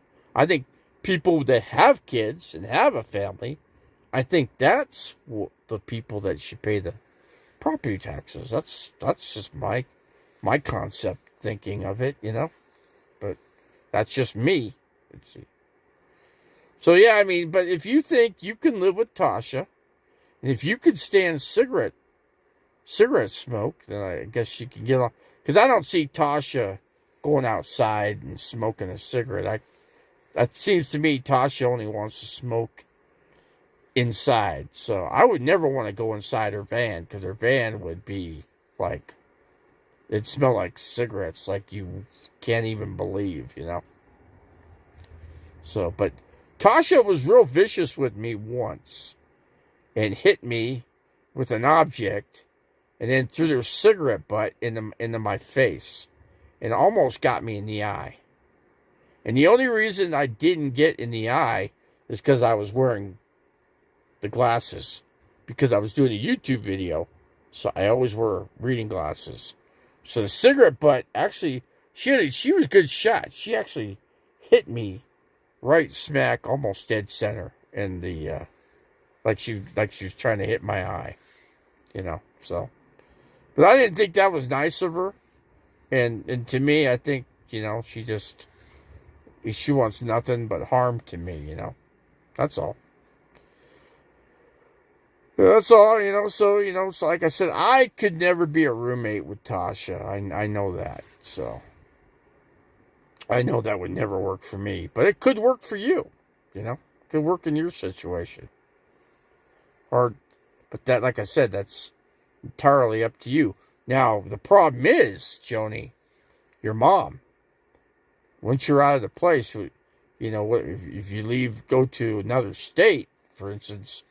You know, who's going to take care of your mom?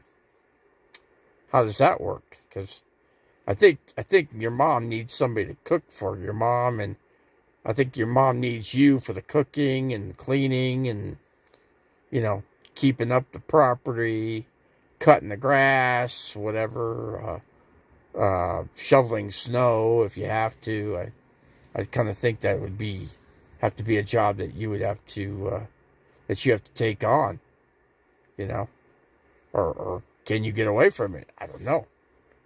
Maybe your mom needs to figure out what she's going to do for somebody to come in there and, you know, and cook for her and clean up the house, do the yard work, trim the trees, whatever, you know, stuff like that.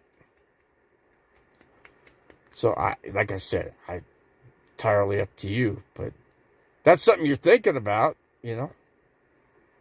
Maybe. I kind of think that you would like getting in your camper and living out. For some people, it works. It's working for me. Now, if I wasn't paralyzed, I wouldn't sweat this life for anything, you know. It's been good, you know. It's been good. It's been fun. It's been a lot of adventures, you know. I stay in Arizona because my insurance covers me in Arizona. That's why I stay in Arizona. I can go to any emergency, just go into the emergency and, you know, pay my $90 and that's it, you know, and hope for the best. That's what I do. So yeah, I don't know. I don't know if Joni, are you still here? You still in the channel? I'm getting ready to close it up here. Ready to close down the shop here, but I'm going to get ready to toss in the towel and get my sleeping bag over me and get into my little cocoon here and stay warm, you know. Let's see, what do you do for a permanent address for official purposes? Well, what you do, Joni, is you set up well, it just depends on you know, for me, I'm going to be in an RV park, so I'll have a P.O. box for my stuff to go. So that's kind of nice. When I get there, I'll have a P.O. box. And I can get all my medications and whatever I need to get. I'll just let whatever's sending to make sure that it gets to this P.O. box in such an address in such state, such as I'll be in like Quartzsite. So I got a P.O. box and I got an address for where I'm going to be. And it'd be the same thing for you, Joni. Be the same. So what you do for a permanent address for official purposes?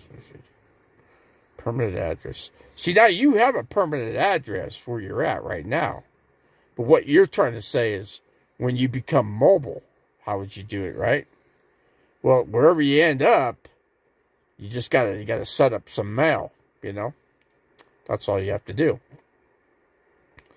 So you go to the post office of the community town and set up a PO or whatever, pay for your mail to come there, and then you just go there from your camp and go pick up your mail once a week, you know. That's what I do. Maybe twice a week. So don't build up so much, you know. 'Cause they send a lot of junk mail, you know. You get a lot of junk stuff. You get a lot of coupons and, you know, stuff for Subway or, you know, Burger King and stuff like that, you know. But yeah, that's what, you know, but I think you would enjoy the camping life, you know. I'm not so sure how long if you could really, how long you can hold on doing it or hold up doing it. I don't know. It's really, you know, I'd love to be in a house too, because it just makes life a lot easier, you know, being in a real house, you know. But it's got its plus and minuses. P.O. boxes are getting stupid expensive. Yeah, this is what happened. I got the Flagstaff. I tried to just get general mail, and they won't do it. They flat out won't do it. So, you know, that's the big problem there. That's the big headache, you know, that they won't do it. I went to the post. I went all the way. It takes me an effort to get inside the post office. I get to the window and they said, I need to set up general mail. They go, we only allow 3 months time span for general mail and Flagstaff. And that's what they told me.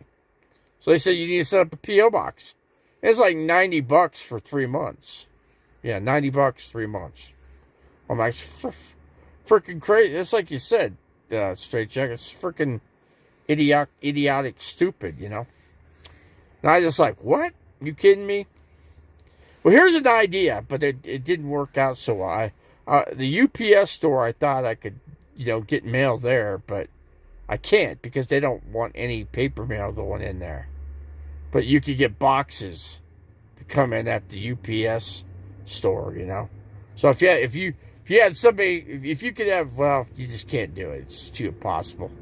But yeah, but if I want to, let's say I want some items from, like, let's say Amazon.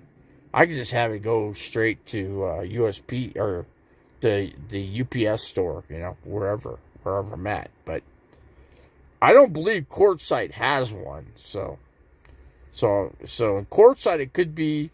Well, see, in Quartzsite I'm staying in a mobile home park, so I could just, you know, it'll just all go to the P.O. box, and the manager will actually hand deliver it to me because she knows I'm paralyzed. So that in a sense, it will work, you know. Let's see. Some DMVs don't accept P.O. boxes for a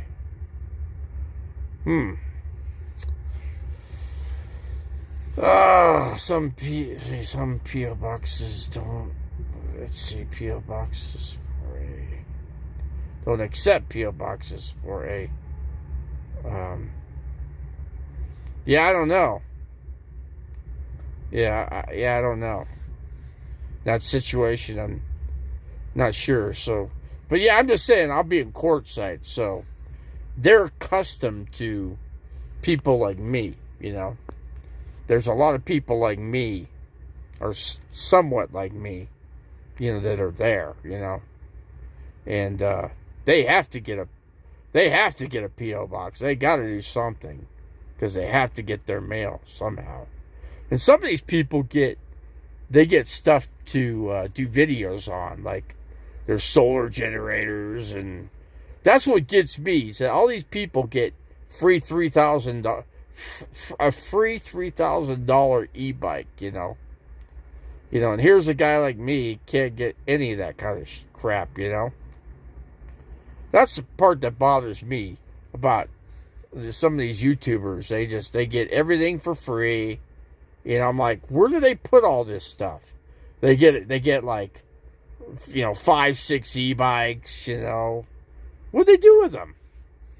Where do they put this? Those are big boxes, man. Where the hell do they do? That's what gets me. You know, here I sit there, I type in, hey, I'll buy one of your e-bikes, and I never got a response back, you know.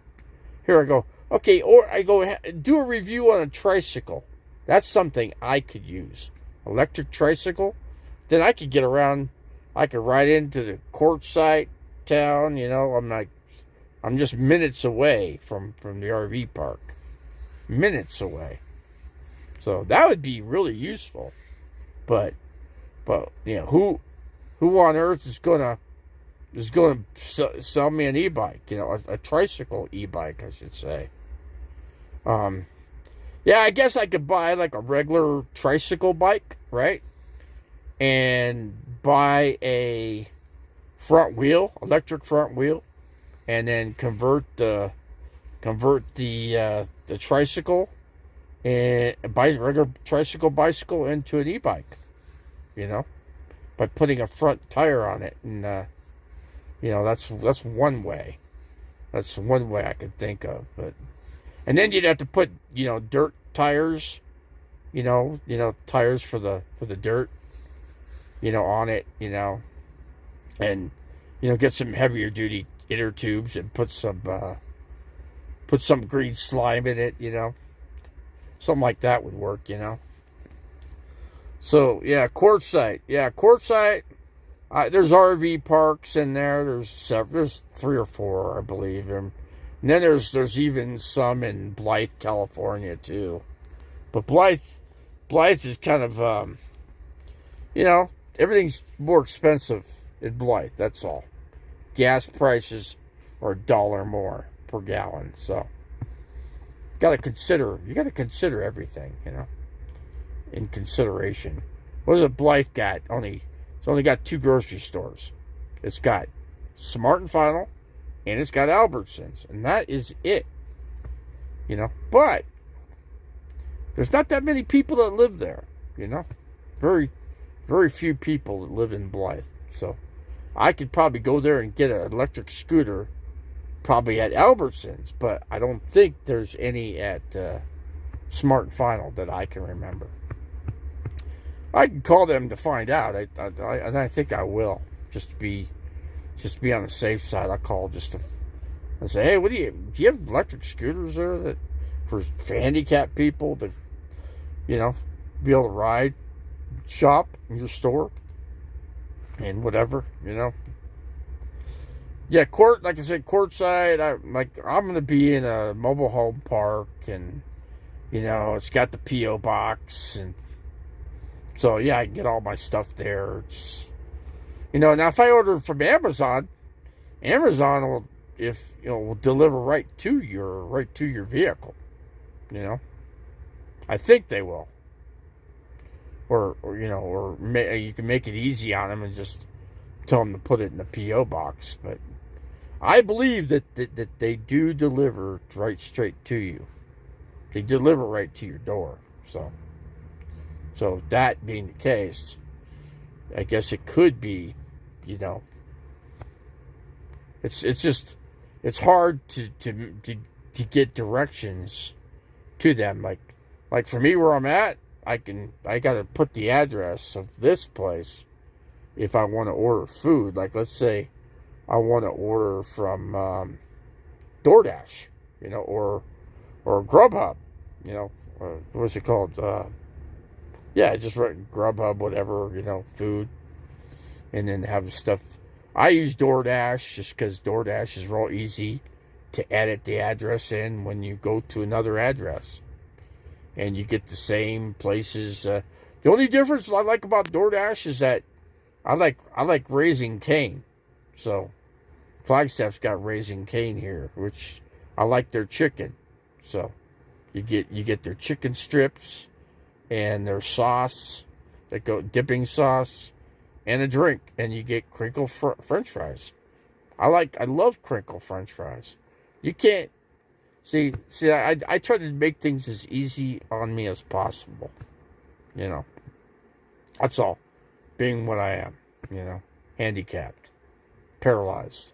So I got to have in consideration of all these detailed things, that I got to do in life. And that's just it. Like I said, Joe, I'd love to be in a house. Oh man, would I ever? Doesn't necessarily have to be a house. You could rent a mobile home, That'd probably be cheaper, But a lot of people don't like mobile homes. So if you can find that, you probably get a better price. I don't know. But, but buying a house, not a great idea right now because of the interest rate being as high as it is. So, Tasha Teeling thinking about buying a house right now, not a great idea. Unless you got a ton of cash and you can pay cash and pluck it down and buy it straight out, then maybe Tasha's got tons of money. You like apartments? So apartments are fine. Apartments work too, Should I go in with somebody with get an apartment? But depends on where the apartment's going to be. I'd love to.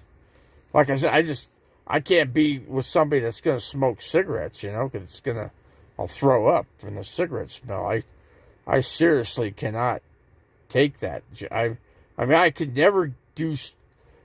Cigarettes plus the cigarette smoke, it would probably block my arteries. I end up back with, a damaged heart, and have to have open heart surgery again. So I don't want to go through that. So, but yeah, I think, apartments are fine.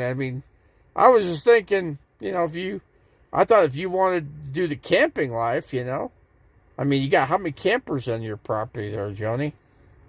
I forget. I think you got, what 3 campers now? Or did you flip? You flipped a couple, didn't you?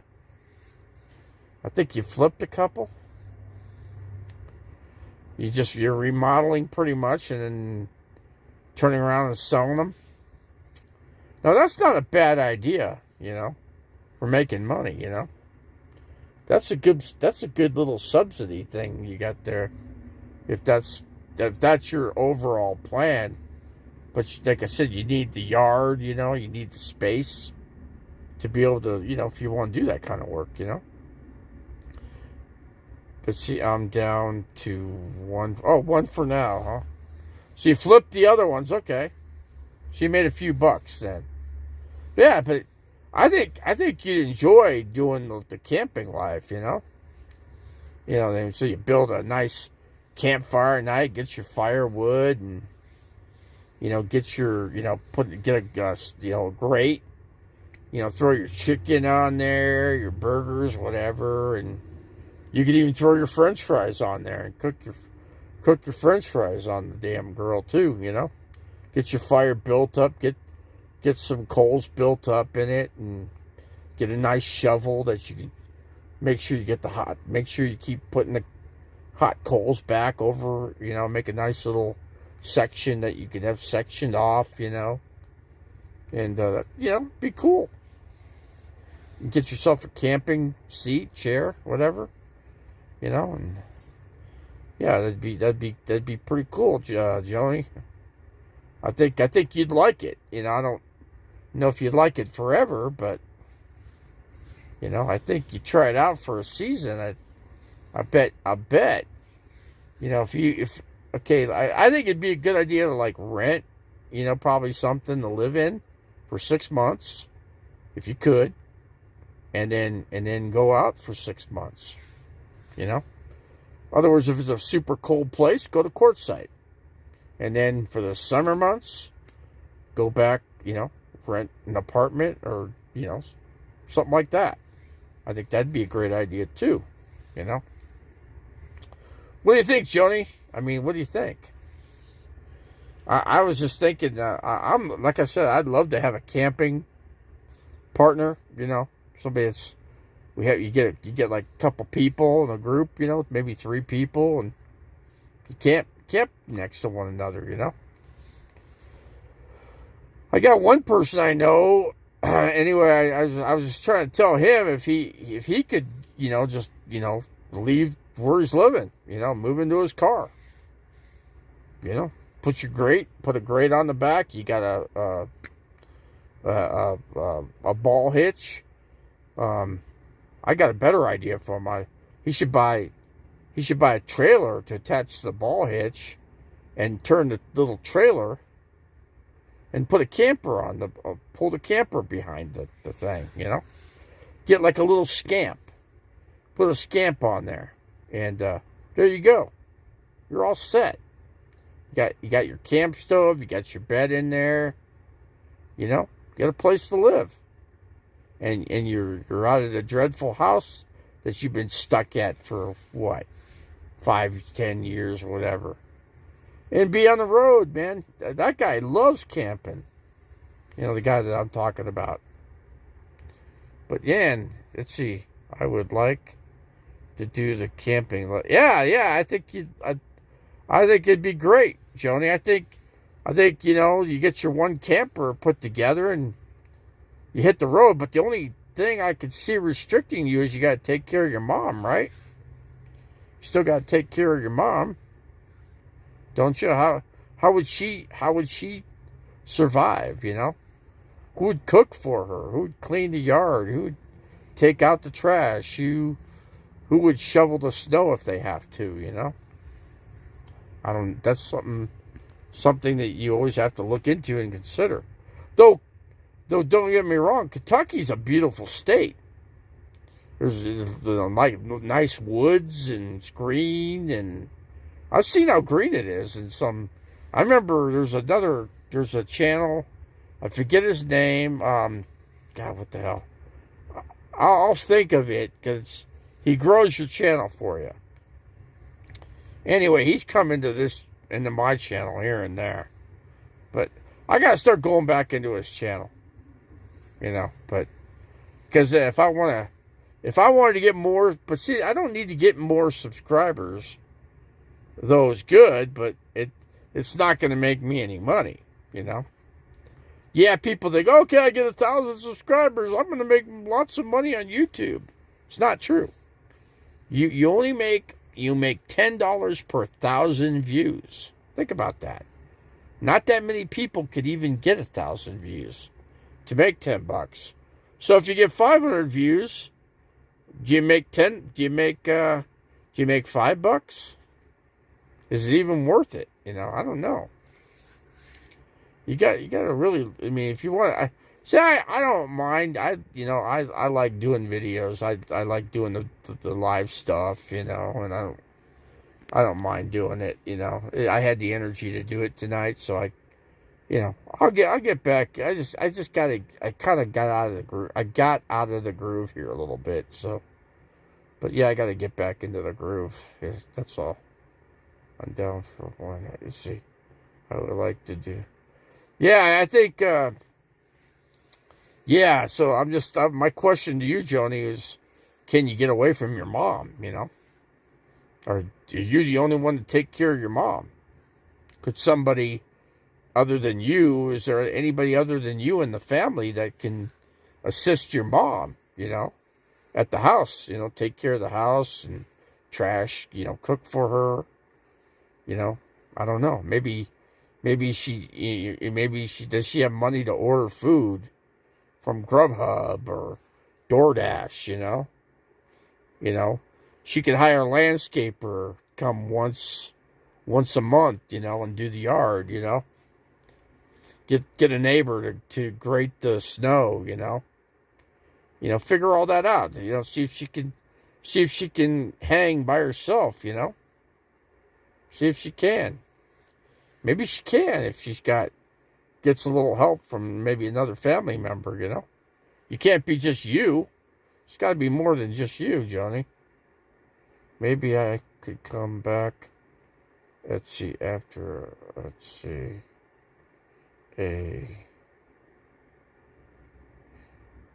while to help her. But yeah, I was just thinking, is you the only one that can help her, Joni? Are you it? Are you all she has? See, I don't know. I don't know your whole family situation. Does she have like another daughter? Does she have a son? Does she have anything or anybody, you know? So does she have a neighbor she could, you know, kind of hang with? I don't know. Maybe she could, you know, for just, let's say for 6 months while you go to Quartzsite for 6 months, then you come back after Quartzsite. You leave Quartzsite, you go back to Kentucky.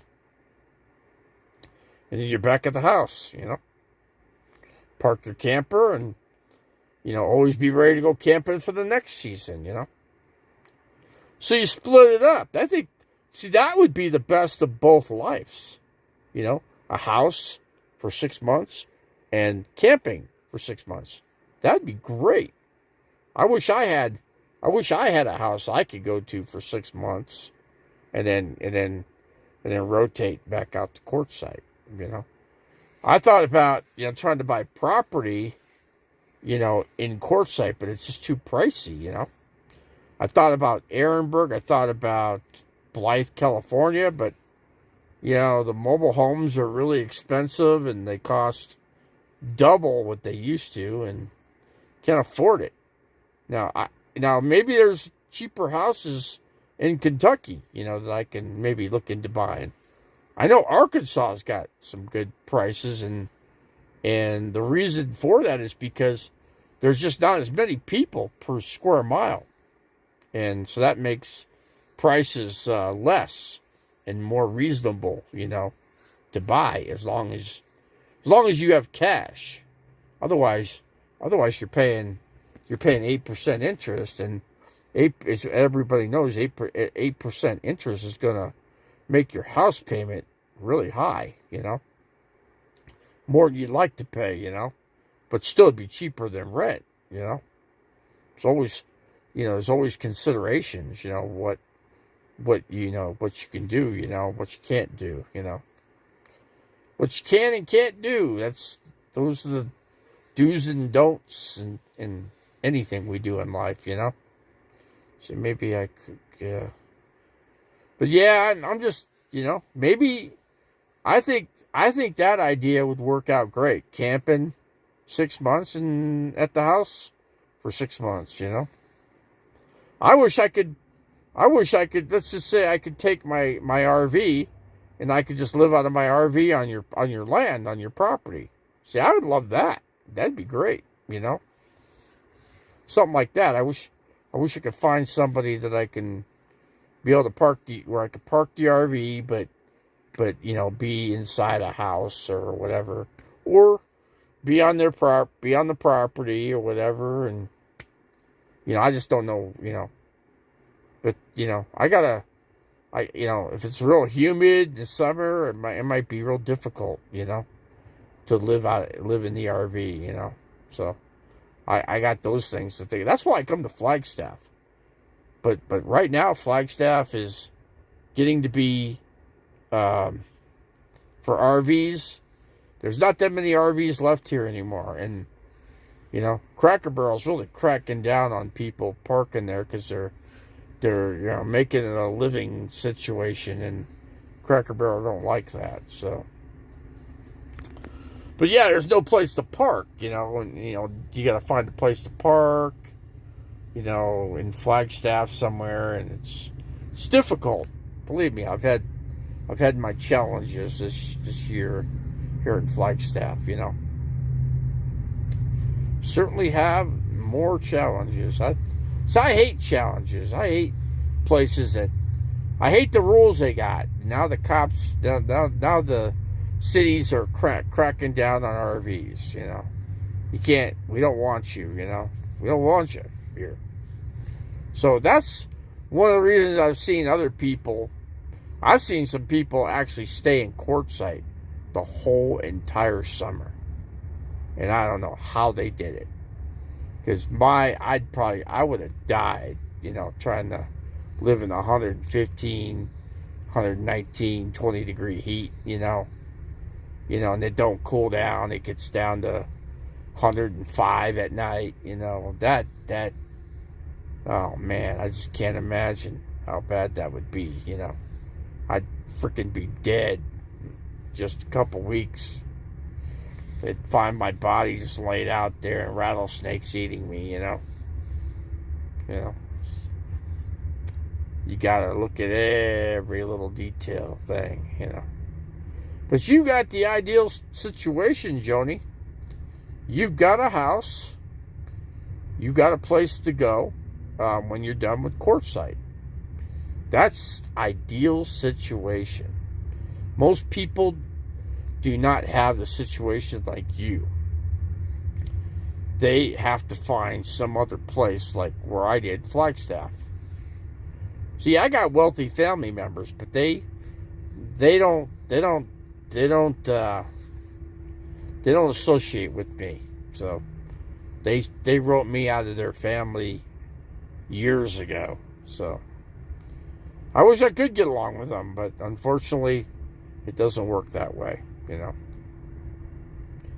So my oldest brother, lives with my eldest sister, and they live well, I don't know, I can't really say happily, but, well, they got a beautiful house, and, a couple cats, a dog maybe, I don't know. I imagine my sister's probably got a few dogs, and, 'cause I could just see that, but, yep. But yeah, I think Quartzsite. That's too bad you couldn't come out to Quartzsite this year, Joni. It's too bad. I wish you could be out there this year. I know you're not prepared for it, so you got to make some plans ahead of time for doing stuff like that, because of your mom, But that's why I was asking if there's any other way. There's any other family members or somebody that could,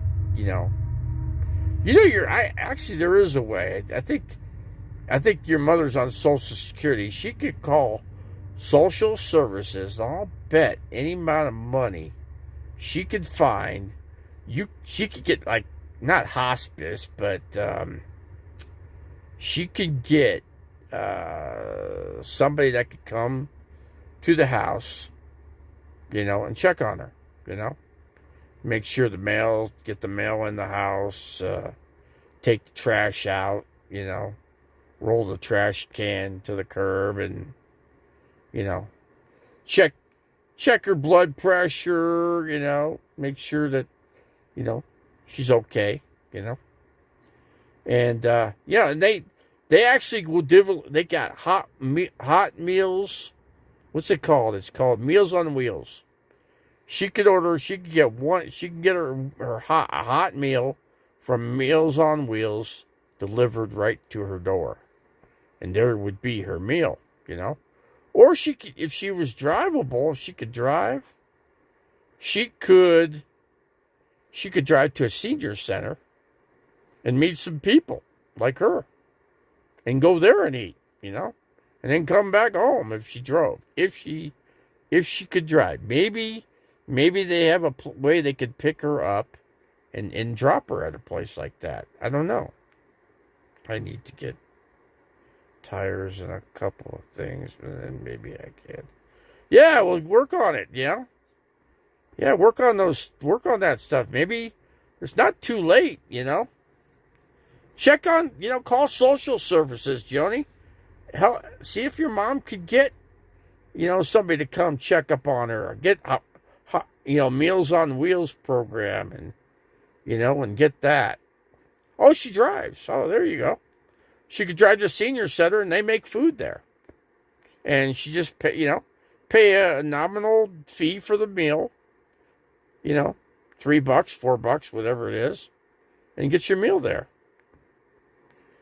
I think that would be ideal for your mom. For 6 months.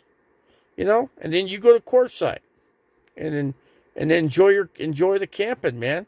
Join me at the campsite, man. And then, it'll make it easy. I mean, if we, need supplies, you could grab me a scooter, and, I could ride the scooter and throw we could chip in on our meals and, cook for 2 people, and, it'd work out pretty good, I think, and, but yeah, that's what I'm thinking. That's where my eyes are set. So, yeah, get the few things, that you need, get the tires, and, What do you need? How many tires do you need? You know, get yourself a set of tires on there, and you know, you don't need much for food. You can get some. You know, I'd get, you know, get the 12-volt outlet. Put the God, how can you do this? I'm trying to think. Put a solar, you know, get a solar panel and hook up a couple 100 watts of solar up on the camper, and run a couple batteries, and yeah, 200 amp hour AGM batteries just to start, and hook an inverter to it, charge controller, and boom. Then hook up a cigarette lighter plug to it, and then you can buy yourself a little refrigerator, you know, a little 12-volt refrigerator, and it'll, you know, get a good one, and it'll freeze your food. I mean, I think I did a demo video on my fridge that I got in here, and it's been working. It's worked great, you know, on one cigarette lighter plug, you know, it's worked the whole time, you know. There is something called a DC to DC converter that charges the coach batteries as you drive. Okay. See mine. See, I can charge my batteries charge as I'm driving. It automatically was set up like that. You know, because it was an RV anyway.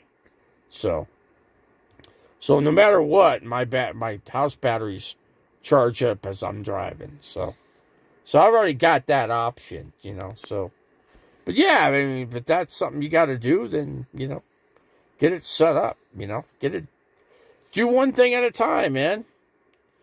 I don't know what your budget is. I don't know, you know, if you're on disability or whatever, but I bought a Chinese, and it does. Oh, okay. Yeah. See, you've already started, you know, you already got something going already. So get the tires, and then all you got to do is get your mom set up, you know. Tell her to go to the senior center, get her food there. So nobody has to cook for her. Hire a landscaper, you know, once a month, once every other month, you know. So yeah, so once every month, so is that 3 months? So she pays for a landscaper for 3 months, you know. Then she needs a neighbor to get her trash out, or maybe she can roll the trash out, you know, herself. See, now she's independent. See, she's going to learn, and then she'll hang out with people her own age in a senior center. She gets her food there. They got games, they got all kinds of events, they got, you know, something that'll make your mom more happy than she is right now. I'm sure your mom's irritable right now because she probably doesn't get out and do anything, you know? You know what I mean? Yeah, I know I get irritable because I'm stuck in here, you know. If I wasn't paralyzed, I could be hiking somewhere, you know, or doing something, you know. You know, I got things I could do to the RV too. I mean, I got to make some improvements, you know. I need some painting done, you know. I mean, I could hire you to do the painting, Joni, you know. Paint the roof inside, you know, and paint the air conditioner, you know. Take it off and paint it, and so those are things I can't do. You know, I can't stand up and balance, so I can't do those things, you know. Yeah, and then we go to the grocery store. Now we get all the water. You get for you and for both of us, and then you could lift it as I can't. You know, I can only, but you can hand mine to me inside my RV, and I can slide it on the refrigerator and put it where it needs to go, and you know, stuff like that. Team up, you know. Make us a team, you know. Damn, my freaking telling you, man. When it gets cold like this, I get cramps. I'm getting a cramp right now, right? in the back of my calf, and I'm not happy about it. Let me see. I'm going to try to exercise it. I'm going to try to do this. I think I've heard of Fever. I'm going to have to look that up. A Fever fridge. What's you got? 2 compartments, refridge, and a separate, of course, a separated. What do they call it? Can't even think now. I got my cramp. Hold on a second here. Let me get. Oh, this is not going to be good tonight. It's going to be hard to sleep. Hold on a second here. I don't know why I'm cramping up. This is the first time. This is the first time I'm cramping up. Ow. See, I can't balance now. Now I'm falling all over the place. I'm trying to get my leg stretched out here. It's like, God, it's just. Maybe I'll be okay once I get in a sleeping bag. Hold on a second here. Let me get where there's some heat. Yeah. Oh, it's warm up here. Yeah, it's getting chilly towards the back of the RV. Hold on a second here. Let me get out of this screen here. There we go. But let's see. It's a single compartment, but I got it for less than 200. So you can't freeze anything, so right? You can only refrigerate. So you're limited there, but yeah, too bad you didn't have one that you can, that's like the one you got for 200. You get another one, but you get one that's a freezer compartment, or vice versa. And then now you got a bigger compartment for refrigerator versus freezer. So you got more options, but it's, another $200 out of your pocket. That's all. Fever makes the cheap diesel heaters. Yeah, I need a diesel heater in this thing. That's definitely what I could use. So that's something you could figure that. I mean, that's something you could help me with, and you can make a few bucks, to put it in this thing, Yeah.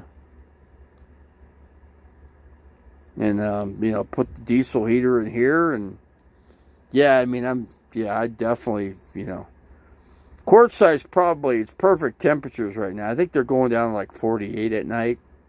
That's nothing. I mean, this is, this is half the temperature, compared to what quart size will be, Should I get a wave heater or? Oh, I would get the diesel heater. No, I've got a wave heater. They get full of dust, and they're not consistent. Believe me, there's a lot of people that'll say that, I mean, you could look at reviews. No, I would just get a diesel heater. But if you know how to put one in, I mean, you could put one in for me, We could both have our diesel heaters, and we're set. We just got to get a 5-gallon thing of gas, of diesel gas. Excuse me. Of course, diesel's expensive, but diesel fuel is not cheap. It's $5 a gallon. So what was it? 5. So that'd be what? 5 gallons. So 5, 10, 50, 20. $25, and we split it. Split 12, $12.50 each, and now we each got 2.5 gallons of diesel fuel. And then we figure out how much we're going to go through in a month, and use it, like you're, every day, and see what it costs, and take it from there, Just itemize,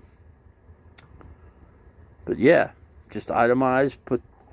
You got to run. I think the diesel heater's got to have enough power. I think I got enough solar that I think I can run it pretty much. I'd like to reorganize or redesign the solar though that I've got. I'd like to have somebody that can, do a couple things, like make a board and just reset everything up. Put the charge controller on a box. Put all the inverters on the wood box. In other words, create. I want to rebuild the cabinet where my fridge is. Over on this end here, and that's something I can have you do, Joni. I could assist a little bit, but I'm very limited as to what cleaning up. It's really not easy to clean up, too, because of, being paralyzed like I am. But, God, I only wish this didn't happen. But, unfortunately, this is the way my life is for the rest of my life till I die. So, sucks, but, boy, it sucks. Like I said, I wish I had a house to be at for 6 months, and I just don't have that option. But you're set up perfect, Joni. You're set up perfect. You got the house for 6 months while it's probably hot and humid, and then you got quartzite, which is a kick in a bucket for 6 months. 5.5 months, something like that. I just call it 5 months. So, but yeah, it's hoping people gives this purpose. Yeah, it certainly does. I could certainly use extra helper camper. I got somebody that should be doing this himself, and he lives in Phoenix. Okay, now he's stuck in a 115-degree house, he's got the big screen TV and all that crap. He doesn't need that. He don't need all that. He doesn't need any of that crap. He can get a small TV to set up in the freaking little Blazer and just a little screen 24-inch TV. That's all he needs. A battery, a couple batteries. Put a solar panel on top. I told him all this crap, The guy just don't freaking listen. I told him, quit drinking, use the money instead of buying alcohol to get your vehicle fixed, get it to a real mechanic, somebody that will fix it right instead of wrong. How much pain have you gone through? After all this, it's been a year since I last talked to you about this Chris fixing your vehicle. And their vehicle's still not running after 1 year. What does that tell you? That tells you the guy that's a mechanic is nothing but a loser. He's probably using drugs on top of alcohol, on top of everything else. He's not helping you. What he's helping you do is get more depressed about your life, as you're living it right now. So, that's one thing I could tell you, Mr. Paul. Get your priorities in order and get the whatever out of there. Get your vehicle running. You can live out of your vehicle. You got a bed back there. You got mattress back there. All you got to do is get a 12-volt plug. Plug your refrigerator in there. There you go. You're set. You're good to go. You're lightweight. You don't have to spend a fortune on gas. When you get to a spot, you park there, and boom, you're done. Get yourself a heater if you need, or get yourself a little, a diesel heater. Yeah, that's what I'd do. If I were him, I'd just get a diesel heater too. And get that hooked up, Put that on a board, mount it on a plywood board. Hook it to the back, hook up See, I could think about all these things, and he can't even think to use his freaking brain, you know. So, you know, what can you say? That's one thing I could say. I'm saying what I'm saying because it makes sense. That dude could do the same thing. He'd get out of that house for 6 months and then come back. Problem is, he'd probably lose his bedroom. Well, who cares? Come to Flagstaff. Come live up here. We go out in the forest. We can make it. We can make it in the forest here too. Get away from Cracker Barrel. Get away from people. Come into town. Throw our trash away. Don't have to go very far to get out in the forest. The guy just cannot think, you know. So, yeah, get away from the druggies. All the, you know, there's all nothing but druggies in Phoenix. God, all these people are smoking crack. King of Chuck. Oh, I still got the property. It's just, you know, I'm paralyzed, and I bought it when I wasn't paralyzed.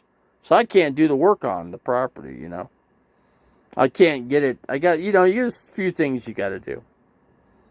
You got to make a garage and make it mouse proof. That's all. Because you don't want freaking pack rats eating up your wires on your vehicle. So that's the big problem I got having the property, you know. That's something I didn't think about when I bought it. So, but yeah, that's always something. There's always a consideration. The pack rats are everywhere. They're in the desert. They're everywhere you go. They're in the forest. So you always got to be on top of your game plan, you know.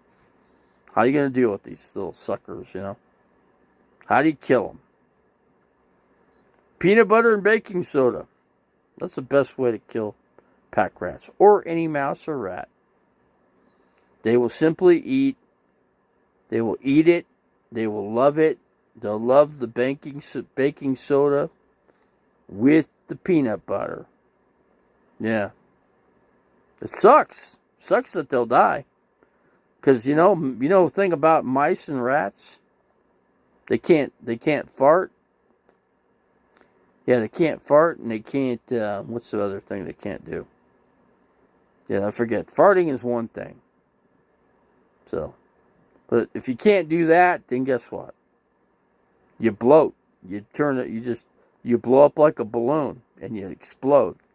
So their bellies blow up from the baking soda.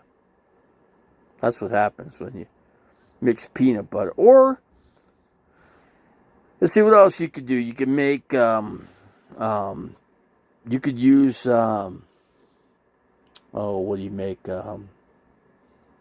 Bread. You make, God, what kind of bread is that? Yeah, you can mix it's like powdered bread. What do you call it?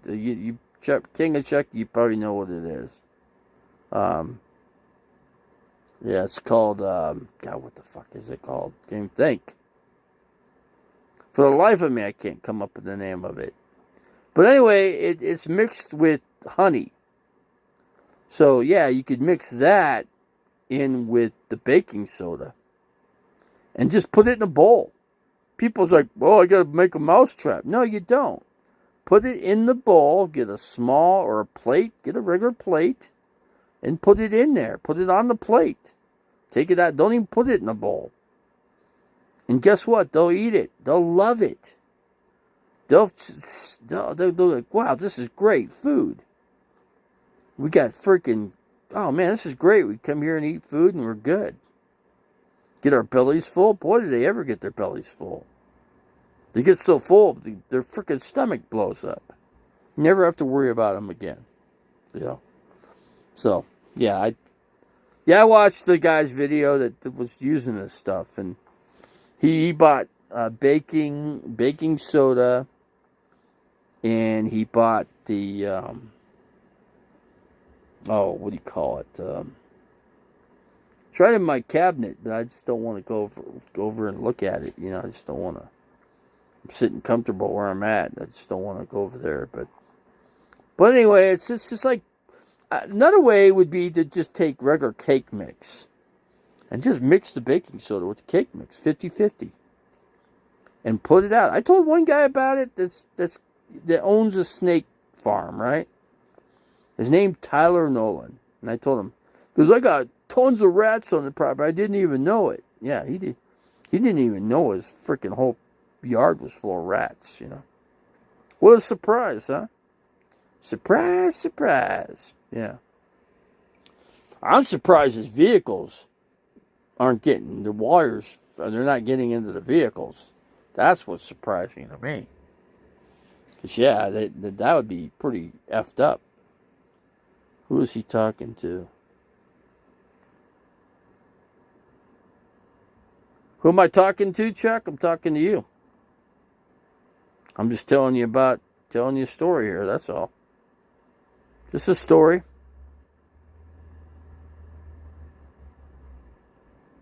So yeah, I'm just talking, you know how YouTube is. You're talking to the camera and whoever's behind it, You're in here right now. I got 13 people in here. Let's see. No, not really.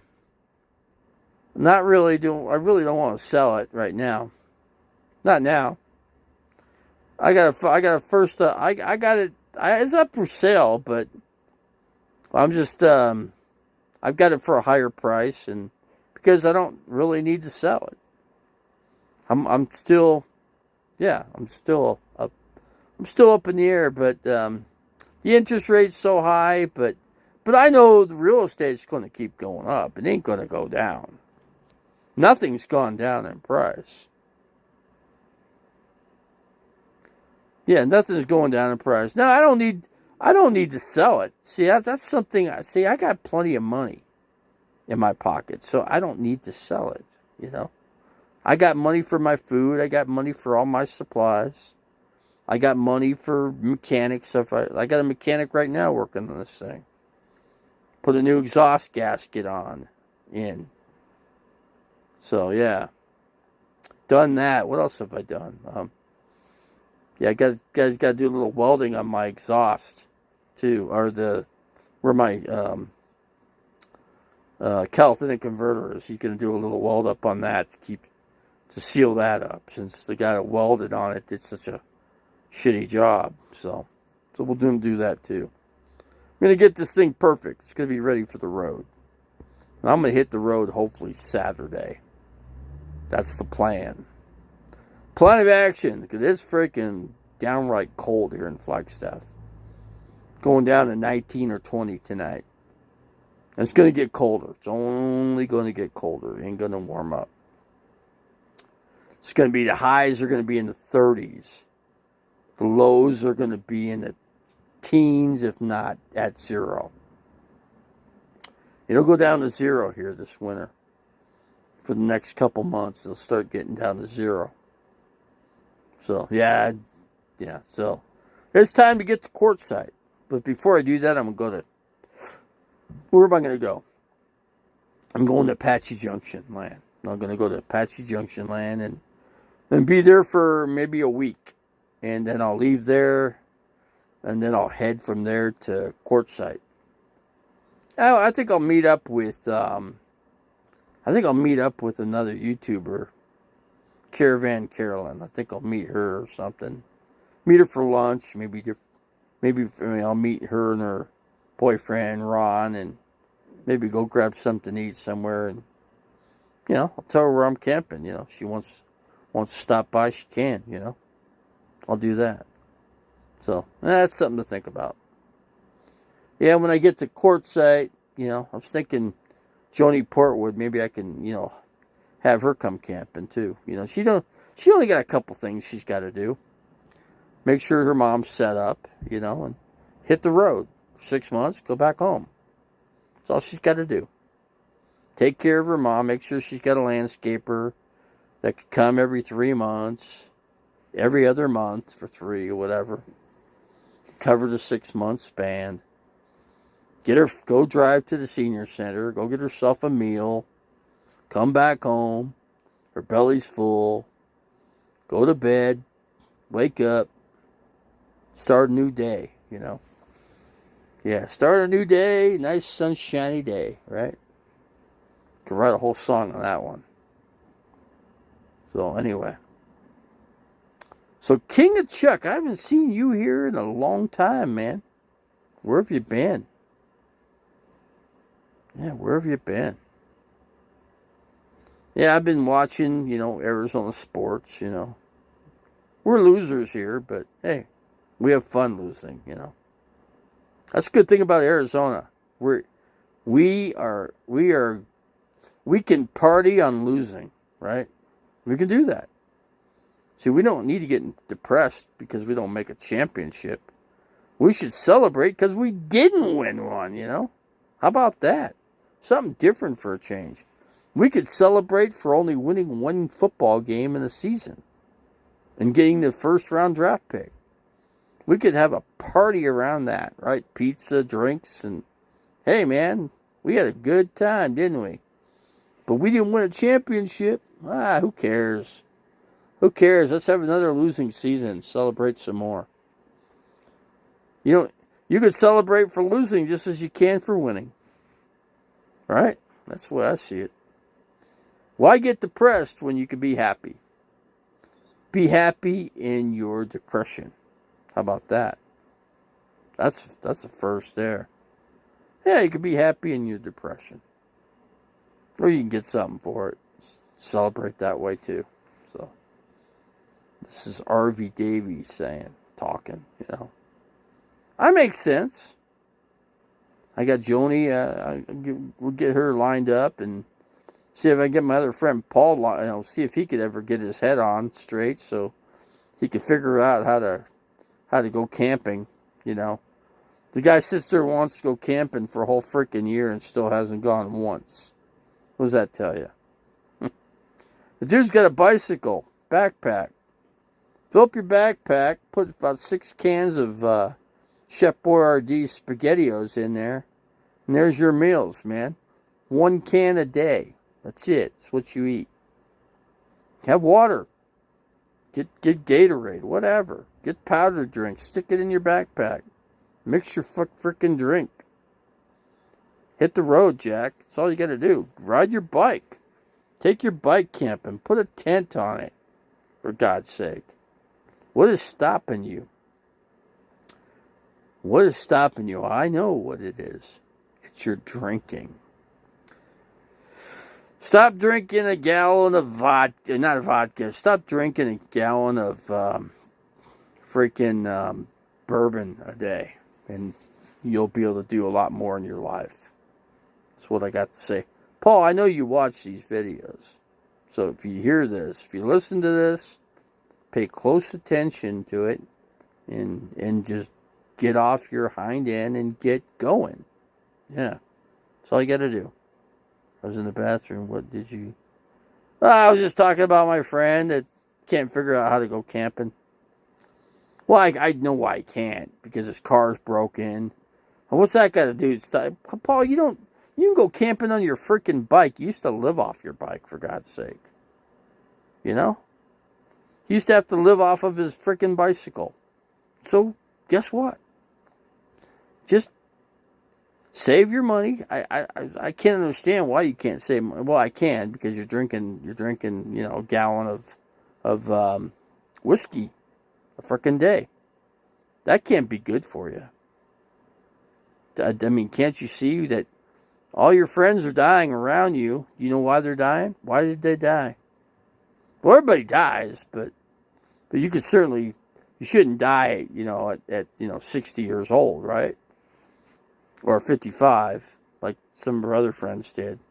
Yeah, because they were partying too much. They overdid it, and now they're not here anymore. So, does that tell you something? No, because you didn't learn from their mistakes. Because now you're making your mistakes. You get what I'm saying, dude? Get off your hind end. Quit drinking the freaking getting drunk every freaking day. Take that money, put it into your mechanic that can fix your vehicle the right way. Get your supplies and hit the freaking road. Join me on the road. join the camp. We have a campfire. We chip in. We make the same freaking dinner every other night or whatever it may be. And that's it, buddy. Get our firewood and cook off the grate or cook off propane, whatever. But yeah, let's just do it. Don't contemplate. Do it. Contemplating gets you nowhere. Except, hey, oh man, God, another year's going by. Damn, it's New Year's Eve. I didn't even go camping once. Yeah, why? Why did you not? What stopped you? What stopped you was yourself. Your depression from the alcohol. That stopped you, buddy. I told him all this. So get off your freaking... He watches the videos. So, Paul, get off your hind end. Get a mechanic. Fix that freaking car for once and for all. Take the gas tank off of it. Find a guy that could pick it up. Pick up the gas tank. Boil it out. Put your fuel pump in. You could do it yourself. Go to YouTube videos how to fix your fuel pump. Proper put in into your gas tank. Put it in. Hook up the wires. Only 3 freaking wires. Your black and your white and your power. So, run 1 to your power. 2 to their... 2 goes to the same freaking wires. Boom. You're done. Put it in there. Secure it. Put the gas tank back. Use a freaking jack. Jack it up off a main board. And make sure it's on the board level. And just prop it up there. Line up a couple bolts to get it started. And, tighten them down. That's it. Don't over tighten. There you go, buddy. Just telling you how to do it. See, I know these things, Paul, because I have done it myself. I'm paralyzed now. Now, I can't do these things. But I certainly know how they're to be done the proper way. So, but anyway, that's life in a fast lane, right? Trying to get somebody that's in depression out of depression. So, yeah. But yeah, I'm looking forward to getting out of Flagstaff and going to Quartzsite. It's more excitement. Different place. Every time you move somewhere else to a different area, man, things are different. Quartzsite's going to be cool for me because I can have everything delivered right to me. Right to my hand. Right in my hand, actually. So, that makes me happy rather than sad. So, this place, it's more difficult, Flagstaff. But it's been a good time since I've been here. So, I can't stay depressed, right? Did I unplug this thing? No. Okay, I gotta make sure I'm charging up. Hold on a second here. Let me see something here, if I can do it. I'm trying to be a snake handler here. Doesn't seem to want to flip. Okay, alright. It don't want to flip. Alright, okay. Alright. Okay, we're okay with that. Let's see how it is. So anyways, guys, let me close it out here. And man, I'm glad I did it live tonight. I had the energy to do it. I'm gonna get my medications in me and get myself to sleep. And it's gonna be pretty warm. It's gonna be warm in my sleeping bag because I got a 30-degree bag and I've got 2 of them, so I'll keep warm. Hopefully I won't kick them off like I did last night. So, but yeah, I was getting cramps. That's why I'm sitting up like this, because I'm cramping up laying down.